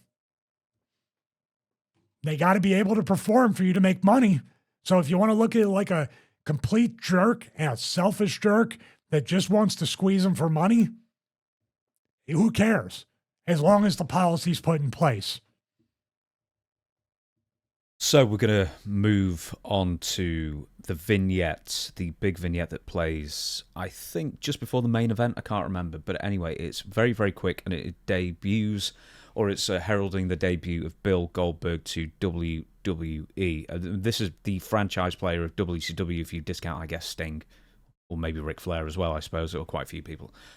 But this was the guy more than anybody else people want to see in the Invasion era, which, of course, Goldberg wouldn't be part of because he was under a Turner contract, not WCW contract, along with all the other big WCW stars. And basically, he was injured. He wanted to heal his injuries and get paid for sitting at home. Who can blame him? So anyway, he turns up the next night, WWE Raw. I think he spears The Rock. But then over the next few weeks, Goldberg, partially by creative and partially because of his own attitude as well, apparently, because apparently The Rock was, I didn't realise this, The Rock was meant to get his own back on one of the subsequent Raws before they were going to wrestle at Backlash, and Goldberg said no. And, well, boy, was the writing already on the wall there with that one, if Goldberg wasn't unpopular enough with Triple H and Chris Jericho and whoever else. But the big thing is Goldust. They do a vignette backstage where Goldust puts a wig on Goldberg's head. And right from there, you know, you must have seen this thing that the kids are saying these days. It's like aura, -1000 kind of thing. That was the biggest aura eraser that you could have ever done with Goldberg. It turned him just to another guy. And I'll tell you what, Backlash, the pay-per-view buy rates were worse than the year before. Goldberg versus The Rock, dream match. Wow. And did worse than the year before. Terrible. Wow. What are your memories of Goldberg coming in and just how much they killed him? I didn't kill him as much as he killed me. So, hey, by the way, anybody out there, we actually both have, finally, I got a PS5. So we're going to be able to stream some stuff or play some stuff. If you have WWE 2K25, or even for that matter, Fire Pro Wrestling, I always also play that now. If you can add to Goldberg's costumes or his gear a Goldust wig, I will play it. I will play Goldberg with him wearing the Goldust wig. And if you put the paint on him, that's an extra bonus. Why would he not get attacked by The Rock, but he would be happy with having a wig put on his head? And also, okay, I know who he is, but who is he to turn down things at this point? He's only just got into the company. Is it just that WCW mentality where he was just on his guard constantly and he thought everybody was out to get him? Well, it's not just that, but I give Bill credit, and we talked about it before. Bill took his gimmick seriously in the vein of, I want to be a hero to children out there. I want to be able to be a role model. But dare I say it, like if you say, like, while getting beat up by The Rock and The Rock getting heat on me will not make me look like a hero, but I'm going to wear this blonde wig from this freaky character and then politely say, no, thank you, instead of killing him. I don't get it. He was angrier at me and I was working with him. So I don't get it. Now, here's a theory or a question about your theory, because nothing these people do, especially when I didn't know the information you told me, because I would just thought, oh, this is a fun segment. If it was this week, I refused to put The Rock over by letting The Rock get heat on me. And then a week, now the way they work, it's not the next week, but anywhere within the next 2 to 3 weeks, out of nowhere, here comes the backstage pre-tape with Goldust, which is automatically going to break that super serious Goldberg character standing next to this. You're already watered down instantly. No offense to Dustin, but it's not the right time for that kind of comedy. But Goldust just didn't put the wig on Bill out of nowhere, because Bill would be like, get this off me. Let's do it again. That was directed. That was on purpose. That was a receipt on Goldberg. That's my thought. What's your thought? You got to give him some personality, pal.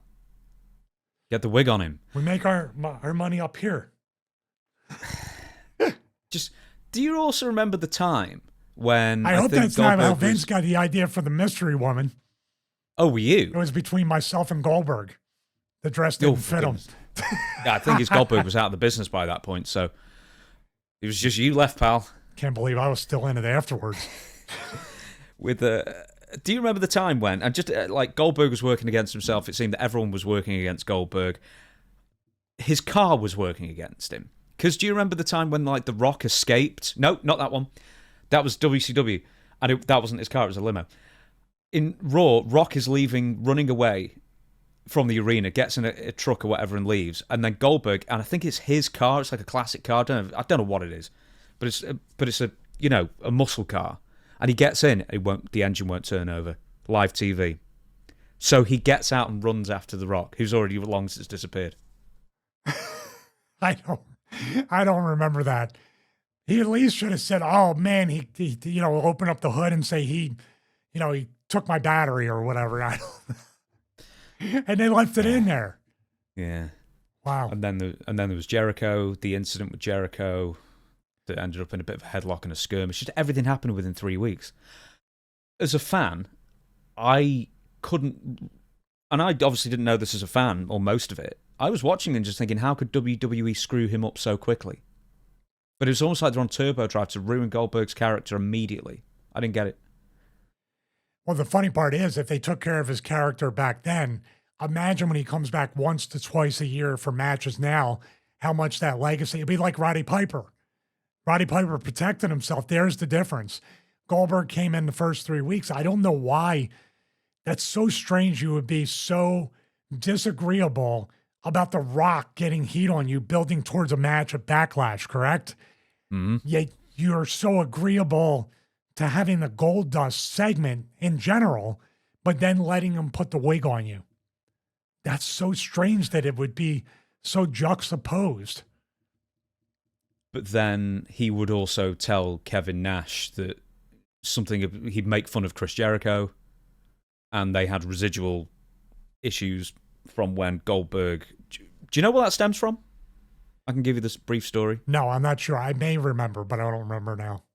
Well, I think Chris Jericho or Goldberg, it was said that they were going to have a match or something like that, and Chris Jericho just basically on his own started making it more interesting by leading up to it weeks beforehand, trying to make a story of it, and then he'd get like a midget playing Goldberg, and he beat the midget at one of the pay-per-views, and then Goldberg saw that, and because he didn't know what he was doing, said, "This is terrible, he's making fun of me, we will never ever work." Instead of what he was actually doing was Chris Jericho was more than happy to be murdered by Goldberg, but it was just something to spice up the eventual match, and he didn't understand it.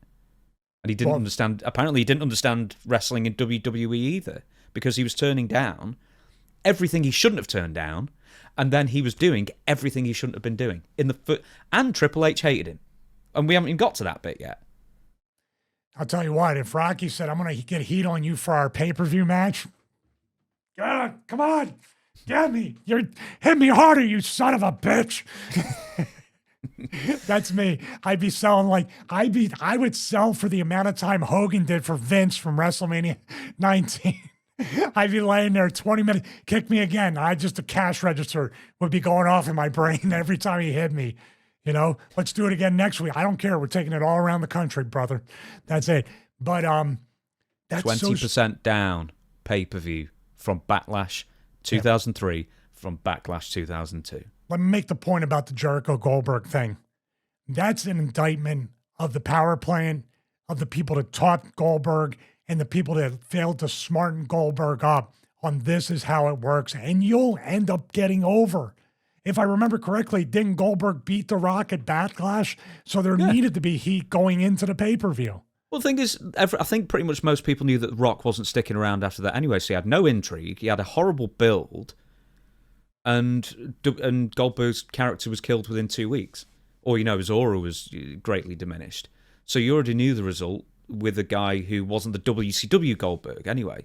So I find it amazing within 4 weeks they managed to just confirm it that Goldberg was either apparently washed up or how they presented him. They presented him as not as good as the WCW version. Well, that's exactly what it is. Yeah. Here's a WCW guy. We're going to make him look less than. Then years and years later, we're going to try to build him back up. after we destroyed them, and people didn't forget that. So I'm looking at this. You want to know that this was like a 2-stage burial here, not with The Rock. That was the setup. So you're talking about the Goldust wig. Who was the next program Goldberg had after The Rock? I don't know. Who was it? Triple H. Oh, Triple H. No, I was a part of that because there was a $100,000 bounty on Goldberg, and I was one of the few people in the beginning. He hit me. Dude, we did a take. It must have been 12 takes. We're at that set where the box truss is and the monitor, the backstage interview area. They're interviewing Goldberg. I have to run up like I'm collecting the bounty. He blocks it, hits me, and then clotheslines me or bumps me on the floor. We did that 12 times, which was a rib on me. They're probably ribbing Goldberg, but I'm laying there going, could you stop ribbing Goldberg? I'm bleeding out of my eyes. Because I took a full back bump on concrete because they had it framed up to where I hit. If it was off camera and tight, hopefully it'd be a crash pad. No, I was taking a real bump every time. And that was just the beginning because here I come. I never got enough Goldberg. I'm going there. But that was Triple H was, I believe, right after The Rock was that. So he was definitely set up to fail. I also think that Triple H, because didn't he go into that SummerSlam and Triple H was injured? Because I remember he was wearing like those like long compression shorts. He tore his quad or glute, or he tore something. I think he tore a hamstring, and he was wearing bike compression shorts under his tights. He was in, I give it to Hunter. He was in the walls of Jericho, blew his quadricep, finished the match. He was super injured here, and his body, his physique was suffering. So you know it was getting to him and his pride that he didn't look like top shelf athlete. But man, he fought through that. Whether you like him personally or not, which obviously we don't like each other personally, I give him all the credit in the world to work his ass off and get in the ring with Goldberg, knowing you're going to get injured, but you already have an injury. So maybe that's why he did it. How much more can you hurt me? Yeah, I don't think he particularly took any time off at that point either. No, he did. Right. Not at all. So we shall move on to the finale. Not only is it the finale, the final match of WrestleMania 19, of course, it's the finale of this show as well. How can we talk about Kurt Angle and Brock Lesnar, the WWE Universal Championship, the main event of WrestleMania 19, without talking about the shooting star press that would have killed basically nearly anybody else, but didn't kill Brock? Just before you bring up the video, I want to give you a few bits of facts. So the main event of WrestleMania 19 was littered with injuries. I know we didn't speak about The Rock and Steve Austin, by the way, which maybe that's going to be for a future episode. But anyway, take a drink. Kurt Angle, just prior to the show, had been told outright to retire by WWE's go-to surgeon, Dr. Youngblood, Lloyd Youngblood, I believe, before the match took place. And Kurt had limited strength on the left side of his body due to existing neck issues. And if this wasn't bad enough, he pulled his hamstring about 20 seconds into the bout. And then also, he had this on his mind, I believe, going into the show, or just before at least, was that they had found a cyst on Kurt's thyroid, which could have been cancerous, but they found out, thankfully, that it was benign. So he had just all the injuries going into this match. And we as fans, even we were all hearing that basically it's touch and go whether Kurt Angle will retire after this. And he still did the match, which is partially enormous credit to him, partially what were you thinking, I guess. But he was the champion, and I guess that's just what you do, and you know what Triple H did as well. Any thoughts about the match before we get to the shooting star press? Well, I do think that this match and these two guys worked so well together. They scratched the surface. They did not go as deep as they needed to, where Brock and Kurt could have been a Rock and Austin type of rivalry over years, many, many years. So obviously, Kurt's health is paramount and most important. And by the way, wrestlers are a rare breed. Like Hunter, he might have been walking around in bike shorts, but he wasn't selling the injury and limping around. I don't remember Kurt, even though he had all this stuff going on, that he was weighed down by anything. He was very professional, and and obviously the hamstring injury happened in the match, so I'm not going to see him limping around. But Hunter, during that time, should have been limping around and wasn't. He wasn't even on crutches or a cane, just walking around like nothing ever happened. This match here, the background or kind of the context for this shooting star press, I remember Shane McMahon telling Brock he couldn't do it. There's no way you can do it. Like in a daring you kind of way. So not a, hey man, you can't do it, be careful. It's like, you can't do that. Just kind of egging Brock on. And Brock totally has done this. From what I remember, he was doing this in dark matches. And they kind of told him to stop doing it because he's a monster. So he pulled this out, but he was doing it every night on dark matches, maybe even house shows, I'm not sure. But it's just a testament that these guys and girls can go out there and suspend all your disbelief. Unless there's an injury that's part of the storyline, part of the angle, part of what goes into the finish of the match. More times than not, professional wrestlers will never let you literally see them sweat with pain, with discomfort. They bake it in sometimes into the match. If Kurt was like, my hamstrings hurt, Brock would be working the leg right off the bat to cover for that so Kurt could sell. But man, I couldn't tell anything was going on with either one of these guys during this time. So here's the shooting star press. And man, this is where neck bridges, the neck machine. If you look at Brock's traps right here, that saved his life. The neck strength from years and years of amateur wrestling, of bridges, heavy shrugs, overhead presses, whatever it is, that probably saved him from being paralyzed. So let's take a look. Oh. Here's the thing. I'm going to go right here and stop. Kurt is literally 3/4 of the way across the ring. Look at how much distance right there that he has. Brock, your most shooting star presses like Kidman, who else? Ricochet, other people. The person's there, right? They may be close to the middle, but they're not past that middle part of the ring. And as he goes, he does make it. He just doesn't do the full rotation.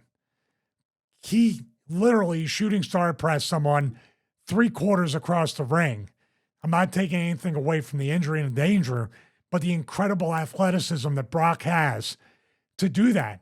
Meaning Brock could probably do a moonsault with Kurt hugging the other turnbuckle. You know, it's really incredible that these guys can do this. And look, he was still reaching over to cover. Like he's still trying to like pull him back. And Kurt with the cell and everything, I think this was like right here at this point, the double down. Kurt, I know Brock knows what's going on. Kurt doesn't know exactly what's going on. The referee, I think that's Kyoto. You need a ref like Kyoto to figure out and kind of like analyze it to see what are we doing here. And obviously he has the IFB in his ear. Kirill is communicating with him. He's talking to Brock. Kurt's talking to him. So right here is where we get basically something Kurt covers. But what Kurt's doing as we go back, what do you notice about the cover? He's right looking here. at the ref. Huh? He's looking at the ref. Looking to the ref. But what kind of cover and how much is he covering Brock? Yeah. Only half cover, really, isn't it? He's going to give him every opportunity to kick out. He's hoping he kicks out. Brock. Kurt's probably thinking in that split second, I'm done after this. And now, like, what happened to Brock? Do I have to win and then keep the title? There's probably a million things going through his mind at the same time. But Brock, I think Brock too. Now, normally this open shoulder would be the one you kick up, you know? I think just deep down, if I'm overthinking it, let me know. By lifting the shoulder up and having the strength to push Kurt off, he may be able to finish the match. Just my guess. And the fact that he can move means maybe we can get back into the F5. And that's where we're going, correct? Yeah, so the shooting star press was actually meant to be the finish. The finish. This is another angle. And the F5 was actually, so the story goes, a last-minute thing. He after literally... the shooting star didn't work. Sorry to interrupt. This is the best way that it could have went wrong. In other words, if Brock didn't clear it as much as he did, it's literally straight down on your head, pogo stick. With what, 300 or more pounds? I don't know. He's huge. He's got to be 300 or more. Straight down. No matter how much you shrug, bridge, shoulder press, it's not going to help. But he, thank God, his athleticism saved him in that way. I can't even believe he lifted him up, put him on his neck, which has to be burning, pins and needles, all that stuff. The F5's here, exactly at the point or the part of the body where he landed. And to be able to do that, and I have no doubt, like, even after giving it, it's just, that's not selling, even though he is selling, and it could have been a double down into the cover or whatever. It's just real. It's him. I think Brock at this point is still trying to evaluate, can I feel my fingers, my toes? Can I roll over? Maybe his spine is inflamed to the point where he does have some type of transient quadriplegia, at least partial, like I did from the guardrail. And this felt, from this point right here where he lands to the finish, had to feel like an eternity. And it was probably what? Even though it was kind of like, now we're double down, let's figure out maybe a minute, 90 seconds at the most, probably felt like it was an eternity. So I'm glad Kurt's okay, and it wasn't as bad as they said it was, that he went on to wrestle many years after that. And I'm glad Brock is okay, because we got to see a lot of great matches, a lot of great Brock Lesnar moments. And of course, when he finally started putting people over, he did really pass that on to them. So good for him. That's a rough spot, really rough. What do you think caused the slip then? Do you think it's overcompensating for how far Kurt was? Do you think he just slipped off the rope? All right, what I could say is, as we look close up right here, excellent question. I'm going to go slow. He has it here. Was there a little slip there? Yeah, did you see that? Yeah, the right foot. Double pump type thing, right? I think also, I said it during the Willow Nightingale, Marina Shafir. I'll say it, Shafir. I said it wrong last episode. You don't take into account how tired, exhausted, depleted, dehydrated, and also how slippery those ropes can be. So I see a little bit, of course, Kurt was 3/4 of the way across the ring. So maybe Brock thought he needed extra momentum to reach. So it could have been a mixture of both. It could be a mixture between, as he gets up there, between the slippery, see that left foot? He's trying to get the footing right there. See how he slips that left foot? A little bit, he can't quite figure out. You want your heels to be touching this turnbuckle, like almost like 45-degree, following the ropes, but your heels are kind of set to kind of hug that turnbuckle. But also right here, as you can see, he's here. 1, 2, 3. And yeah, he kind of does a little bit of an extra momentum thing as he goes. Can you get up the other angle of the shooting star press? 'Cause I'm wondering if we can see a slip, or because he almost like half. Have you ever done that on a trampoline where you just bend your knees at the wrong time and it kills your momentum? He sort of does that on the third bounce just before he jumps. See what I mean? Yeah, He does a little. Do you think that the ropes he's doing like a momentum like 2 to 3 times to get the spring off of that? And do you think that he caught it like a little half one at that last one, and that kind of threw off his rhythm? I can kind of see he did it, and then when he went, it was like a half pulse instead of the fall down and then up to hit it. Is that what you're seeing? Yeah, I'm sort of seeing that sort of half trampoline thing to get momentum when you bend your knees at the wrong time. Whew. I don't like watching that. Yeah, if you forward to the end of the video as well, you can just see Brock Lesnar's face for the last few seconds, and his nose is bleeding. He is very dazed. Oh, that's a concussion. That's 100%. And look at his forehead that scraped the mat. That was when he hit. So He's he got took that it Cro-Magnon thing going on. Yeah, but he hit that mat really, really hard. And you figure winning the title, you're going to be selling. He literally looks like a deer in the headlights after that. So yeah, he's concussed 1,000%. So, I think that's about the end of the show. Unless there's something else we need to mention about that. No, I'm just glad both guys recovered from it. I know you carry whatever injuries, concussions we talked about with Nowinski. These guys are carrying and paid the price. They're carrying what they put into the business. So as far as injuries, concussions, just getting out of bed in the morning, everything, no matter what level you do this, I say it all the time, we don't come out of it as good as what we went into it as far as health. On that basis, and normally I say, well, the show's over, we'll see you again next Friday, and we're out every single Friday, which we are. Nothing's changed, but we've decided that we're going to have maybe a special episode that might well be out, if we can get it out in time, on Tuesday. And that is going to be WrestleMania 41, a review, a comprehensive review of both nights. I did say, what are you doing on Sunday? And you said, well, it's Easter Sunday. It's kind of a special time for the Catholics, I guess. So I thought, well, you probably won't be free on Easter Sunday then. So we're going to do it on Monday. We're going to record an episode, full review of WrestleMania 41, both nights 1 and 2. So there you go, something else to look forward to. But until then, thank you everybody for watching. Once again, we're available on all podcast platforms, even though it's not particularly an audio show, it's more of a YouTube show, we know. And once again, also thank you for getting us to over 100,000 subscribers for this half award that we ended up getting for it, which is a bit annoying, it doesn't match the rest.